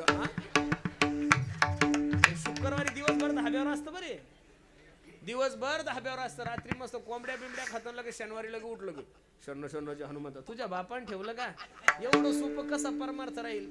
तुम्ही ज्या तंद्रीत जगताना गड्यानो ती तंद्री सोडून द्या. देव एवढा सोपा नाहीये. मी या मताचा महाराज आहे. तुम्ही जर हरिपुरी महाराजांचे दास असाल, हरिपुरी महाराजांवर तुमचं प्रेम असेल, हरिपुरी महाराजांना जर तुम्ही सर्वस्व मानत असाल, तुम्ही या मताचा महाराज आहे, तुम्ही गजानन महाराजाच्या दर्शनाला गेले तरी त्यांच्या मूर्तीमध्ये सुद्धा तुम्हाला हरिपुरी महाराजच दिसले पाहिजे. तुम्ही जर पांडुरंगाचे भक्त असाल तर तुम्ही अयोध्येला गेले तरी त्या राम मूर्तीमध्ये सुद्धा, रामाच्या मूर्तीमध्ये तुम्हाला पांडुरंग दिसला पाहिजेत महाराज. तुम्ही पांडुरंगाचे भक्त असाल तर तुम्ही हनुमंतरायाच्या मंदिरात गेले तरी हनुमंतरायामध्ये सुद्धा तुम्हाला पांडुरंगच दिसले पाहिजेत. तुम्ही जर पांडुरंगाचे भक्त असाल तर तुम्ही दत्तात्रयाच्या दर्शनाला गेले तरी दत्तात्रयाच्या मूर्तीमध्ये तुम्हाला पांडुरंगच दिसला पाहिजेत. असं दिवसाला देव बदलल्यानंतर कसं होईल? नामदेवराय ज्ञानोबराय सोबत तीर्थयात्रेला निघाल्यानंतर नामदेवराय सांगतात, कटेवरी कर नाही जा देवाचे, नगे मी तयाचे दर्शन. ए देवा, ज्या देवाचे कटेवर करणे अशा देवाचं मी दर्शन सुद्धा घेणार नाहीये. म्हणून बसणाऱ्या मंडळीला माझी विनंती, एकादशीचं व्रत करा माया हो. आता जाऊ द्या 2025 पर्यंत आपण काय भाकरी खाल्ल्या काय द्या सोडून, पण 2026 पासून तरी एकादशी धरा मायानो. एकादशी सारखं पुण्य जगात दुसरं कशातच नाही. अरे एकादशी धरल्यानंतर बाकीचे उपवास करायची गरज नाही माया हो. मी नेहमी एक उदाहरण सांगतो. एका मायमाऊलीचं लग्न झालं, ऐका माया हो, एका मायमाऊलीचं लग्न झालं आणि 6-7 महिन्यानं ती घरी आली, माहेरला आली. मग तिची मैत्रीण भेटण्यासाठी गेली. का ग बाई, कस काय ग तुझं सासर? हिच्या डोळ्याला धारा लागल्या बाई. वडिलाने सासर नाही ग, स्वर्ग पाहून दिलं माझ्यासाठी. बर बर बर. सासरा कसा आहे ग तुझा? अगं देव माणूस आहे ग, माझ्या सासऱ्यासारखा चांगला माणूस महाराष्ट्रात नसेल. बिचारा कधीच काही बोलत नाही. सासू ग, काय माझ्या सासूचं वर्णन करू ग, पोटच्या लेकीसारखं जपती मला. बर बर. आणि देर ग, देराचं तर काय वर्णन करावं, छोट्या बहिणीसारखं मला जीव लावतो. आणि ननंद ग, ननंद तर मला एवढं मानती. सासूचं विचारलं, सासऱ्याचं विचारलं, देराचं विचारलं, भाऊजाईचं विचारलं, ननंदचं विचारलं, सगळ्याचं विचारलं. आणि तिची मैत्रीण म्हणली, ठगूबाई, आणि ज्याच्यासाठी लग्न केलंय, घरदाराचा त्याग केला तो नवरा ग. ही हळूच म्हणली, बाई 6 महिने झाला तो मेला, मला बोलतच नाही म्हणे. कीर्तनाकडे माया हो. लग्न झाल्यावर मुलीवर नवऱ्याने प्रेम करावं का बाकीच्या नातेवाईकांनी हो? लग्न झाले ना तुमचे? म्हणजे नाही, मला वाटलं का सगळं गाव ब्रह्मचारी काय सांगा. लग्न झाल्यावर मुलीवर प्रेम करावं नवऱ्याने का बाकीच्याने? अरे नवरा जर प्रेम करत असला तर सासू बोलली तरी चालते, नाही बोलली तरी. सासरा बोलला तरी चालतो, नाही बोलला तरी चालतो. देर बोलला तरी चालतो, नाही बोलला तरी चालतो. भाऊजाई बोलली तरी चालती, नाही बोलली तरी चालती. नवरा आला हाता मग कायची भय चिंता? नवरा हातात आल्यानंतर नांदापूरला राहायची काय करायचे? हिंगोलीला रूम करता येते. फक्त नवरा बाईल फुगल्या पाहिजे. बस म्हणलं की बसणारा पाहिजे, उठ म्हणलं की उठणारा पाहिजे. असा जर नवरा असला ना, तानच नाही महाराज. बरोबर आहे का नाही? मग जय देव जय देव जय माझी बायको, या जातीचा नवरा पाहिजे. मग बायकोला सासूशी घेणं देणं नाही, मग बायकोला सासऱ्याशी घेणं देणं नाही. फक्त नवरा तिच्यावर प्रेम करणारा पाहिजे. काय पाहिजे माया हो? नवरा तिच्यावर प्रेम करणारा असला, सासू किती खवखव करू द्या, संध्याकाळी शेतातून नवरा येऊ द्या, फक्त एवढं म्हणते, अगं जाऊ दे माझी आई थोडी चिडचिडी, तू काळजी कशाला करती, मी आहे ना. एवढं जर म्हणलं ना तर अख्खं दुखणं तिचं कमी होतं. तिला माहिती आहे, जाऊ द्या सासू सगळी बडबड करती, पण माझा नवरा माझ्या बाजूला आहे. आणि नवरा प्रेम करत नसेल तर सासूही जीव लावू द्या, सासराही जीव लावू द्या, देरही जीव लावू द्या, नणंदाही जीव लावू द्या, काही फायदा नाही. जसं संसारामध्ये नवरा महत्वाचा आहे माया हो, तसं उपवासामध्ये एकादशी म्हणजे नवराच आहे आपला. एकादशी म्हणजे काय? नवरा. आणि मंगळवार, बुधवार, गुरुवार, शुक्रवार, शनिवार, रविवार हे सासू सासरे देर भावजाई यांचा जास्त लोड घ्यायचा. व्रत एकादशी करीन उपवास. महाराज सांगतात, कंठी मिरवा तुळशी व्रत करा एकादशी. एवढीच अपेक्षा आहे आम्हाला, दुसरी काय अपेक्षा राहणारे? महाराज सांगतात, मनवाहरीचे दास, मनवारीचे दास, मनवारीचे दास, मनवारीचे दास, ओ मनवारीचे दास, ओ मनवाहरीचे दास, मनवाहरीचे दास,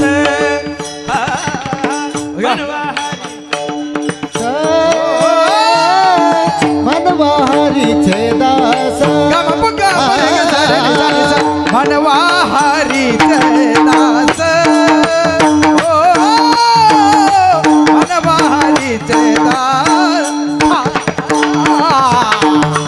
मनवा हरीचे दास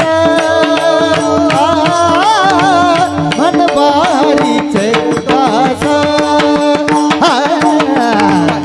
तुका मन मज हे आस तुका मन मज हे आस ये रवित धन ओ तुमचे ये रवित तुमचे ये रवित तुमचे ये रवित तुका म्हण मज हे आसा ओ तुका म्हण मज हे आसा तुमचे ये रवित धन ओ हा तुमचे ये रवित धन तुमचे ये रवित धन मोहना तुमचे ये रवित धन तुमचे ये रवित तुमचे ये रवित धन घेतलेल्या अभंगाच्या शेवटच्या चरणामध्ये तुकोबरा सांगतात काही अपेक्षा नाही. म्हणवा हरीचे दास दास हरीचे वा कोणाचे वा संसाराचे दास होऊन फायदा नाहीये. संसाराचे दास होणं म्हणजे उघड्या शेजारी नागवं गेलं आणि रातभर इवान मेलं. माणसाने माणसाकडून काय अपेक्षा करायची? माणसाने प्रत्येक जीव देवानं अपूर्ण ठेवलेला आहे. पूर्ण कोण आहे महाराज? अरे तुम्ही अपूर्ण आहे म्हणून कीर्तनाला थंडी धुंडीचे. प्रत्येक जण जर पूर्ण असता तर आपल्याला कीर्तनाला यायची गरज काय राहिली असती? मंदिरात जायची काय गरज असती? तुम्ही ठरून ज्या ती गोष्टी ठरत नाही त्या अर्थी ठरवणारा दुसरा कोणीतरी, आणि त्याच्या सेवेसाठी आपण सर्व मंडळी आहोत. सगळ्याच गोष्टी आपल्या मनासारख्या झाल्या असत्या देवाची किंमत राहिली असती का महाराज? आपण काही ठरवत नाही म्हणून माझी सर्वांना विनंती आहे, दास देवाचा वा तुमची ये दासीचा दास करून ठेवा, आशीर्वाद द्यावा हाची मजा. दास दास होण्यात काय मजा आहे हो महाराज? दास म्हणजे नौकर. नौकर वेगळा आणि दास वेगळा. पगार देऊन ज्याच्याकडून काम करून घेतल्या जातं त्याला नौकर म्हणतात. पगार देऊन ज्याच्याकडून काम करून घेतल्या जातं त्याला नौकर म्हणतात, आणि आपण न सांगता सर्व काम करतो त्याला दास म्हणतात महाराज. जसा ड्रायव्हर वेगळा आणि सारथी वेगळा. ड्रायव्हर फक्त गाडी चालवतो, गाडी पंक्चर हो, गाडी गतिरोधकवर कुदो, त्याला अक्कलच नाही ना महाराज. ड्रायव्हरला अक्कल नसते. कोण म्हणतो तुम्हाला? कारण कशी गाडी चालवायची. ड्रायव्हर वेगळा आणि सारथी वेगळा. तुम्ही त्याच्याकडे पाहू नका, माझ्याकडे पाहा. तो ड्रायव्हर नाहीये, तो ड्रायव्हर नाहीये, त्याच्याकडे पाहू नका. ड्रायव्हर वेगळा आणि सारथी वेगळा. ड्रायव्हर पगारीनं काम करतो, ड्रायव्हर पगारीनं काम करतो. आणि सारथी मधला ड्रायव्हर मधला काय फरक आहे? गाडीचा ड्रायव्हर झोपला त्याला सुखरूप घरी पोहोचवायची जबाबदारी कोणाची आहे? सारथीची. गाडीला काही नुकसान होऊ नये, गाडीला नुकसान झाल्यानंतर माझ्या मालकाला काही नुकसान होऊ नये ही ज्याच्या मनामध्ये अपेक्षा त्याला काय म्हणतात? ड्रायव्हर नव्हते भगवान श्रीकृष्ण अर्जुनाच्या रथावर, सारथ्य पण अर्जुनाचे करीत असे.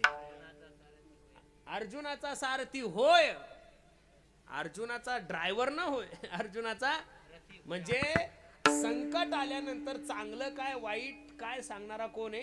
सारथी आहे. आणि ड्रायव्हरला चांगलं आणि वाईट काहीच कळत नाही, कारण तो पगारी का असतो ना. पगारावर जो काम करतो त्याला गाडीशी घेणं देणं नसतं, मालकाशी घेणं देणं. त्याला फक्त महिना कधी भरतो, महिना कधी माझ्या खिशात येतो. पण सारथी तसा नसतो, न सांगता सगळ्या गोष्टी करतो, त्याला काय म्हणतात? सारथी म्हणतात. मग महाराज दास भगवंताचं व्हा तुका म्हणे मज हे आस. देवाचा दास आणि संतांचा दास आणि संसाराचा दास होण्यात फरक काय सांगतो? आपल्या तिकडं पूर्वी ते शंकरपट असायचे, जुने लोक काढायचे. आता तो पट बंद झाला. त्याला पश्चिम महाराष्ट्रात बैलगाडा म्हणतात. काय म्हणतात? बैलगाडा. एका चांगल्या बैलगाड्याच्या मालकाला भेटण्यासाठी मी गेलो होतो. त्याच्या कोठ्यामध्ये 2 बैल होते. एका बैलाची किंमत 35 लाख रुपये होती. किती होती?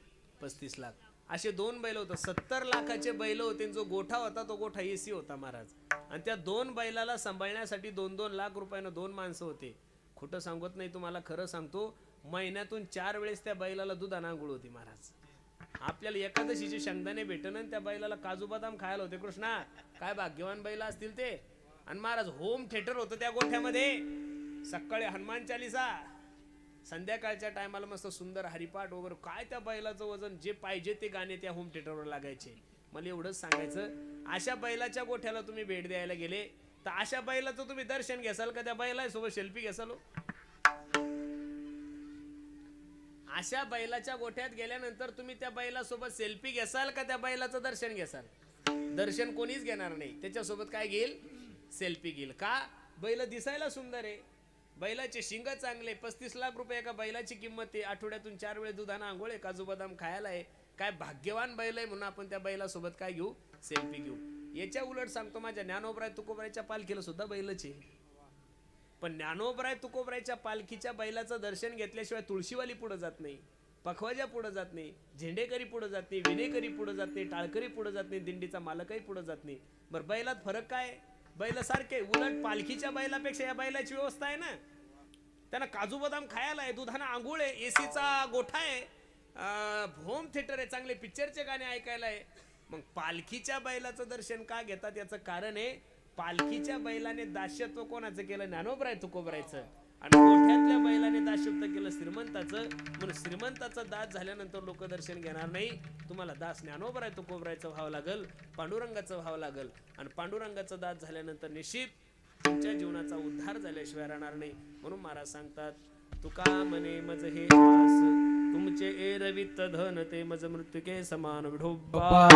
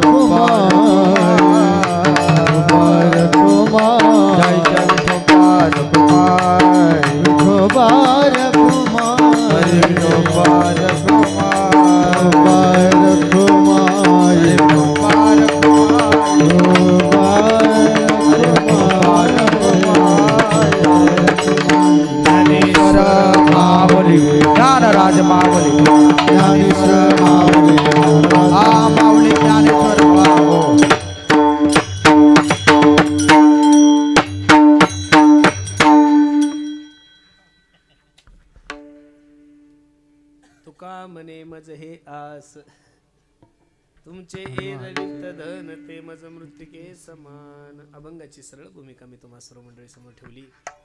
अगदी गोड नियोजन तुम्ही सद्गुरू हरिपुरी महाराजांच्या पुण्यतिथी निमित्त केलंय. नजर लागाव एवढा गोड कार्यक्रम आहे. कार्यक्रमाची भव्यता, कार्यक्रमाची दिव्यता, कार्यक्रमाचं स्वरूप अगदी जिल्ह्याला लाजवलं एवढं सुंदर नियोजन तुम्ही नांदापूरकर मंडळींनी केलंय. फक्त माझी विनंती आहे, या कार्यक्रमासाठी जर पाहिलं तर 80% पोरांची संख्या आहे महाराज. किती? तरुणांची संख्या आहे. सगळे पोरं इथं उभे. मी तुम्हाला तुमचा मित्र म्हणून, एक हिंदू धर्माचा प्रचारक, तुमचा भाऊ म्हणून तुम्हाला सांगतो, पोरांनो, सप्ताह खूप चांगला करताय गड्यांनो तुम्ही. आता उद्याचा महाप्रसाद आहे, परवाचा महाप्रसाद आहे, वयस्कर लोक जेवून जातील, पण ही सगळी व्यवस्था करण्याचं काम सगळे गावातील तरुण करतात महाराज. काय करतात? तरुण. माझी तरुणांना विनंती, आपण खूप चांगलं करताय. हरिपुरी महाराजांची कृपा तुमच्यावरच आहे, पण हरिपुरी महाराजांची कृपा जर तुमच्या आणि माझ्या जीवनात व्हावं अशी जर तुमची अपेक्षा असेल तर एका लेकराचं ऐका गड्यांनो, जीवनामध्ये फक्त व्यसन नका करू. दारू गांजा मत पी यारो अक्कल गुम हो जाती है, अपने पलों का दाम खर्च के मुंह में मिट्टी आती. पुरानो व्यसन नका करू. हात पाया पडतोय तुमच्या. अरे खरं सांगू, तुमच्या आणि माझी पिण्याची टक्केवारी एवढी वाढली महाराज, तुमच्या सोबत राहणारा मुस्लिम समाज दिवसातून 4 वेळेस नॉनव्हेज खाईल, पण त्यांच्या पिण्याची टक्केवारी जर पाहिली तर या देशामध्ये 2% सुद्धा ते पिणारे सापडणार नाही. आणि आपल्या जर पिण्याची टक्केवारी पाहिली ना बाबा, तर आपण 85च्या पुढे गेलो, फक्त 15% कमी राहिले. आपल्या लग्नात फक्त वरमाई नवरी पेल नसती, तर वरबाप बी पेले, नवरीचा मामाही पेले, नवरदेवाचा मामाही पेलेला आहे. म्हणून सर्वांना माझी विनंती, नका व्यसन करू पोरांनो. जग खूप पुढे चाललंय, आपण काय करतो याचा विचार करा. आलतू फालतू लोकांच्या मागं नका फिरू रे. आलतू फालतू लोकांच्या मागं फिरून काय तुमच्या पदरात पडणार आहे. महाराज एक सांगू, माणसाने माणसाचं स्टेटस असं निर्माण केलं पाहिजे की लोक आपल्या मागे फिरले पाहिजेत गड्यांना. आपण काही आंडू पांडू लोकांचे वारसदार नाहीये रे. छत्रपती शिवाजी महाराजांचं रक्त आहे तुमच्या आणि माझ्या अंगामध्ये. धर्मवीर संभाजी राजांचे अनुयायी आहोत आपण, अहिल्याबाई होळकरांचे वारसदार आहोत आपण, धर्मवीर संभाजी राजांचे वारसदार आहोत, महाराणा प्रतापांचे वारसदार आहोत. काय कार्य होतं त्या लोकांचं आणि काय कार्य आहे महाराज आपलं, मी सांगू तुम्हाला. नका याच्या त्याच्या मागं फिरू. मी तर कीर्तनाच्या माध्यमातून सांगतो पोरांनो, आपल्या मोबाईलचा डीपी सुद्धा या महाराष्ट्रातला, या देशातला कोणताच पुढारी नसला पाहिजे. फक्त मोबाईलचा डीपी छत्रपती शिवाजी महाराज असले पाहिजेत, मोबाईलचे डीपी संभाजी राजे असले पाहिजेत, मोबाईलचे डीपी अहिल्याबाई होळकर असले पाहिजेत. अरे ज्यांनी देश वाचवला अशा लोकांचा आदर्श ठेवा ना, ज्यांनी देश बुडवला अशा मूर्खांचा आदर्श ठेवून जीवनामध्ये काय क्रांती करणार आहे. तुम्ही 2-4 दिवसापासून युट्यूब पाहू राहिले का, 35-35 वर्ष ज्यांनी पक्ष वाढवलाय ते सगळे आत्महत्या करायला तयार झालेले सध्या. चुकीचं चाललंय महाराज. आणि मी तर या मताचा महाराज आहे. अरे मी साहेबाचा कार्यकर्ता आहे, बावळ्या साहेबाचा कार्यकर्ता होण्यापेक्षा तो आहे मायबापाचा कार्यकर्ता होईन, त्यांचं नाव मोठं करण्यासाठी प्रयत्न कर. तो साहेब तुझ्यापेक्षा चांगला भेटला की तो डोंगावर लात मारणारे हा जगाचा इतिहास आहे. म्हणून साहेबाचे कार्यकर्ते नका हो, कार्यकर्ते छत्रपतीचे व्हा, कार्यकर्ते धर्मवीर संभाजी राजांचे व्हा, कार्यकर्ते भगतसिंग, राजगुरू, सुखदेव यांचे व्हा, ज्यांनी वयाच्या 23व्या वर्षी या देशाला आनंद मिळावा याच्यासाठी गळ्या फाशीवर गेले.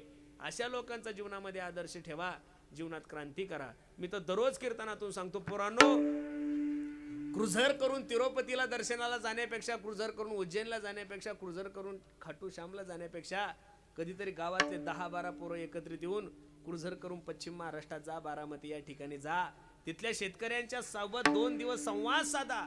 ते लोक 2 एकरामध्ये 25-25, 30-30 लाखाचं उत्पन्न कसं घेतात त्याचं जर मार्गदर्शन घेऊन या. अरे आपल्याला किती दळणवळणाची व्यवस्था सुंदर झाली महाराज. अगदी घरातून समृद्धी गेलाय तुमच्या. 2 तासात तुम्ही, आम्ही 4 वाजता नागपूरला उतरलो, 7 वाजता तुमच्या, इतकं सोपं झालंय महाराज. 2 तासात 3 तासात नागपूरला जाता, 4 तास मुंबईला जाता. म्हणून सर्वांना माझी विनंती आहे, कुठेतरी या गोष्टीचं आपण निरीक्षण केलं पाहिजेत. आता नवीन AI पद्धत निघाली. मी 10-12 दिवसापूर्वी सांगलीला एका ठिकाणी कीर्तनाला गेलो होतो. तिथं सुभाष सातपुते म्हणून माझा एक मित्र आहे, त्यानं AI पद्धतीनं ऊस लावलाय. काय लावलाय? AI पद्धतीनं ऊस लावलाय. तर 1 एकराला 100 टन ऊस होतो, हे तेवढं त्याचं टार्गेट आहे. आपण AI पद्धतीनं फक्त चांगले फोटो बनवतोय महाराज. AI पद्धतीनं फक्त या बाईचा फोटो त्या बाई सोबत जोडतो, या माणसाचा फोटो त्या बाई सोबत जोडतो. नका असा मूर्खपणा करू. AI पद्धतीनं लोक सोयाबीन लावायला लागले, AI पद्धतीनं लोक हळद लावायला लागले, AI पद्धतीनं लोक कपाशी लावायला लागले, AI पद्धतीनं लोक तूर लावायला लागले. आपण AI पद्धत फक्त याचे त्याचे फोटो जोडण्यातच घालायला लागलो. म्हणून थोडा मोबाईलचा उपयोग सुद्धा चांगल्या गोष्टीसाठी करा. माझे सर्वांना हात जोडून ती पुरानो डेव्हलप व्हा. अगदी 10-5 वर्ष तुमच्या समोर आहे. कारण या देशातल्या पुढाऱ्यांनी ठरवून घेतलेलं आहे, तुम्ही गरीब राहायचं आणि त्यांनी श्रीमंत राहायचं. त्यांची पॉलिसी ठरली. त्याच्यामुळे तुमची क्रांती तुम्हाला स्वतः करणे, तुम्हाला कष्ट करणे. एवढे मोठे अधिवेशन झाले, सगळ्या गोष्टी झाल्या, शेतकऱ्याच्या पदरात काय पडलं महाराज? काहीच पडलं नाही ना. म्हणून प्रत्येक शेतकऱ्याच्या पोराला माझी विनंती आहे, 5 एकर जमीन असेल तर 2 म्हशी घ्या, 4 म्हशी घ्या, दररोजचं दूध काढा, तालुक्याच्या ठिकाणी घेऊन जा. घर बसले तुम्हाला 40,000 महिना पडेल. तुम्ही शेती जोड जोपर्यंत उद्योग धंदे करत नाही तोपर्यंत तुमची प्रगती होणार नाहीये. या देशाचं दुर्भाग्य असं आहे महाराज, जय जवान जय किसान, या देशाचं रक्षण जवान करतोय आणि या देशाच्या पोटाची थळगी कोण भरतय? जवान, किसान भरतोय. पण खरं सांगू का, या देशाचं सगळ्यात जास्त दुर्लक्ष जर कोणाकडे असेल तर जवानाकडे, आणि दुसरं कोणाकडे? किसानाकडे. मी 2001ला आळंदीला गेलतो, त्यावेळेस सुद्धा कापूस 5,000 होता.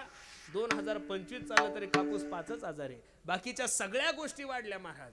डिझेल वाढलं, पेट्रोल वाढलं, सोनं वाढलं, सगळं वाढलं, पण शेतकऱ्याच्या मालाला भाव वाढला नाही. याचं कारण असं आहे, एखाद्या मुस्लिम समाजाच्या जर माणसाच्या घराला आग लागली तर सगळे मुस्लिम एकत्रित येऊन चंदा गोळा करून त्याला घर बांधून देतात. एखाद्या जैन दुकानाला जर आग लागली तर सगळे जैन लोक एकत्रित येऊन त्याला परत दुसरं दुकान सुरू करून देतात. आपल्या शेजारच्या शेतकऱ्यांनी जर आत्महत्या केलं तर भजी तळून खातं. त्याच्यामुळे तुमचं आणि माझ्या जीवनात कधीच चांगलं होणार नाहीये. जोपर्यंत तुम्ही एक होत नाहीये, जोपर्यंत तुम्ही एकत्रित येत नाहीये, तोपर्यंत अजिबात नाहीये. म्हणून सर्वांना माझी विनंती आहे, शेतकरी वर्गांना, तरुणांना माझी विनंती, एक तर आपल्याला आरक्षण नाही, आरक्षण नसल्यामुळं नोकऱ्या नाही, नोकऱ्या नसल्यामुळं आपण 30च्या घरात चाललोय, 35च्या जवळ गेलो तर छोकऱ्याही नाहीये. प्रत्येक गावात 400-400, 500-500 तरुण नुसते पडू नये, लटकते रे ना रे. अजून 2 वर्ष लटकतच राहा. 27ला नाशिकला कुंभमेळा आहे, अजिबात लोड घ्यायचा मस्त जायचं, संन्यास घ्यायचं आणि आपल्या एखाद्या आखाड्यात राहून मस्त गांजा फुकायचा. आता बाकीच्या भानगडी करून काय फायदा आहे? म्हणून सर्वांना माझी विनंती आहे, लक्ष द्या, एकत्रित या, सर्वांनी देशाविषयी धर्माविषयी स्वाभिमान बाळगा आणि प्रत्येकानं आपल्या मायबापाची सेवा करा. मी नेहमी सांगतो, आई माझी मायेचा सागर, दिला तिने जीवनाला आकार, तळपत्याहून हात आणि रखरख त्या रानात, राहिली समाजासाठी तू ग कष्टाच्या घामात. कधी मिळेल मुठभर घास, कधी गडे तिला उपवास, ओल्या मातीतून चालताना तुडविले काट्याचे फास. आई माझी मायेचा सागर, दिला तिने जीवनाला आकार. प्रत्येकानं आपल्या आई वडिलांची सेवा करा, धर्माची सेवा करा, गायीची सेवा करा. अगदी सुंदर नियोजन तुम्ही सर्व मंडळी केलंय. नजर लागावं एवढा गोड कार्यक्रम आहे. ज्यांनी ज्यांनी या कार्यक्रमाला सहकार्य केलं, कीर्तनाचं यजमान पद घेतलंय, ज्यांनी अन्नदान केलंय, ज्यांनी या सप्ताहासाठी भरघोस अशी मदत केली, त्या सर्व लोकांसाठी एकदा प्रेमानं टाळी वाजवा महाराज. आणि एवढा सोन्यासारखा जो कार्यक्रम चाललाय, त्या सोन्यासारख्या कार्यक्रमामध्ये 6 दिवस ज्यानं मनापासून काड्या करण्याचा प्रयत्न केला, त्याच्यासाठी सुद्धा टाळी वाजवा एकदा. कारण या लोकांशिवाय सप्ताह चांगला होत नाही महाराज, बरोबर आहे का नाही? कार्यक्रमासाठी सर्वच गुणीजन महाराज मंडळी, त्यामध्ये प्रामुख्याने ज्यांनी गोड असं गायन केलं. महाराष्ट्रामध्ये पहिल्यांदा संगीत अलंकार म्हणून आमच्या वारकऱ्यामध्ये जर कोण झालं असेल तर ते बरं, संगीत शास्त्रयुक्त संगीत अलंकार, बरं, नावाचे शास्त्री वेगळे, नावाचे संगीत अलंकार वेगळे, नावाचे संगीत विशारद वेगळे. खरं पहिलं जर संगीत अलंकार आमच्या आळंदीमध्ये कोण झालं असेल माऊलीच्या कृपेनं, तर ते आमचे रामानंद गुरुजी ढाले गुरुजी उपस्थित आहेत. त्यांच्याही चरणी मी माझा माथा ठेवतो. ज्यांच्याकडे माझं गायनाचं शिक्षण झालं, अगदी संप्रदायाचं लाडकं व्यक्तिमत्व म्हणून ज्यांच्याकडे पाहिल्या जातं, आमचे रवींद्र महाराज पवार गुरुजीही कार्यक्रमासाठी उपस्थित आहे. गुरुजींच्याही चरणी मी माझा माथा ठेवतो. ज्यांनी गोड असा 6 दिवस झाले पखवाज वाजवला, आमचा श्यामदादा, त्याच्यासाठी सुद्धा सर्वांनी एकदा टाळी वाजवा. आणि आज आवर्जून आपल्या कार्यक्रमाची शोभा वाढवण्यासाठी दिल्लीला माझ्या समेत होते. आपल्या महाराष्ट्रातील जे टॉप 10 काही जे पखवाजे आहेत, त्यामध्ये प्रामुख्यानं ज्यांच्याकडं बघितले जातं असे असणारे आमचे कृष्ण महाराज बोरकडे दादाही कार्यक्रमासाठी उपस्थित आहेत.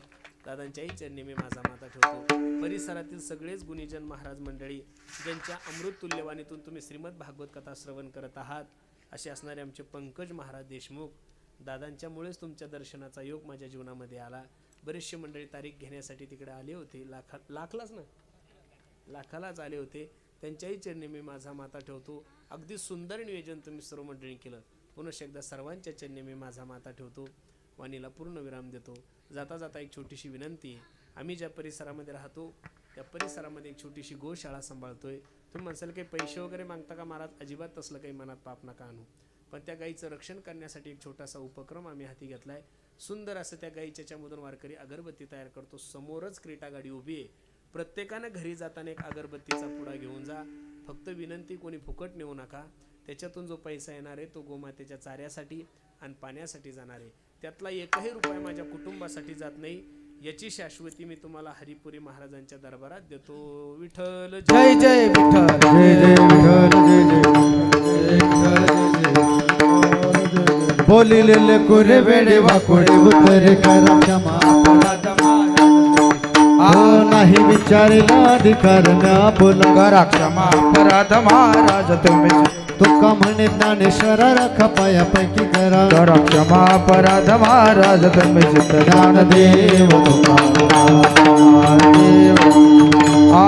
ज्ञानदेव समाधान तुमचे देखील चरणात उठावे. हो सुरवाडीकपण येथे सापडल केले. तुका म्हणे भोग केला निवारीला गागा करून आरती चक्रपाणी वळती. पहा पहा व सकाळ पुण्यवंत तुम्ही आज पोरले नवस धन्य काल हा दिवस. हो तुका वाहे टाळी उभा चली गजबळ. आज पोरले नवस धन्य काल हा दिवस. प्रेम आरती गोविंदा.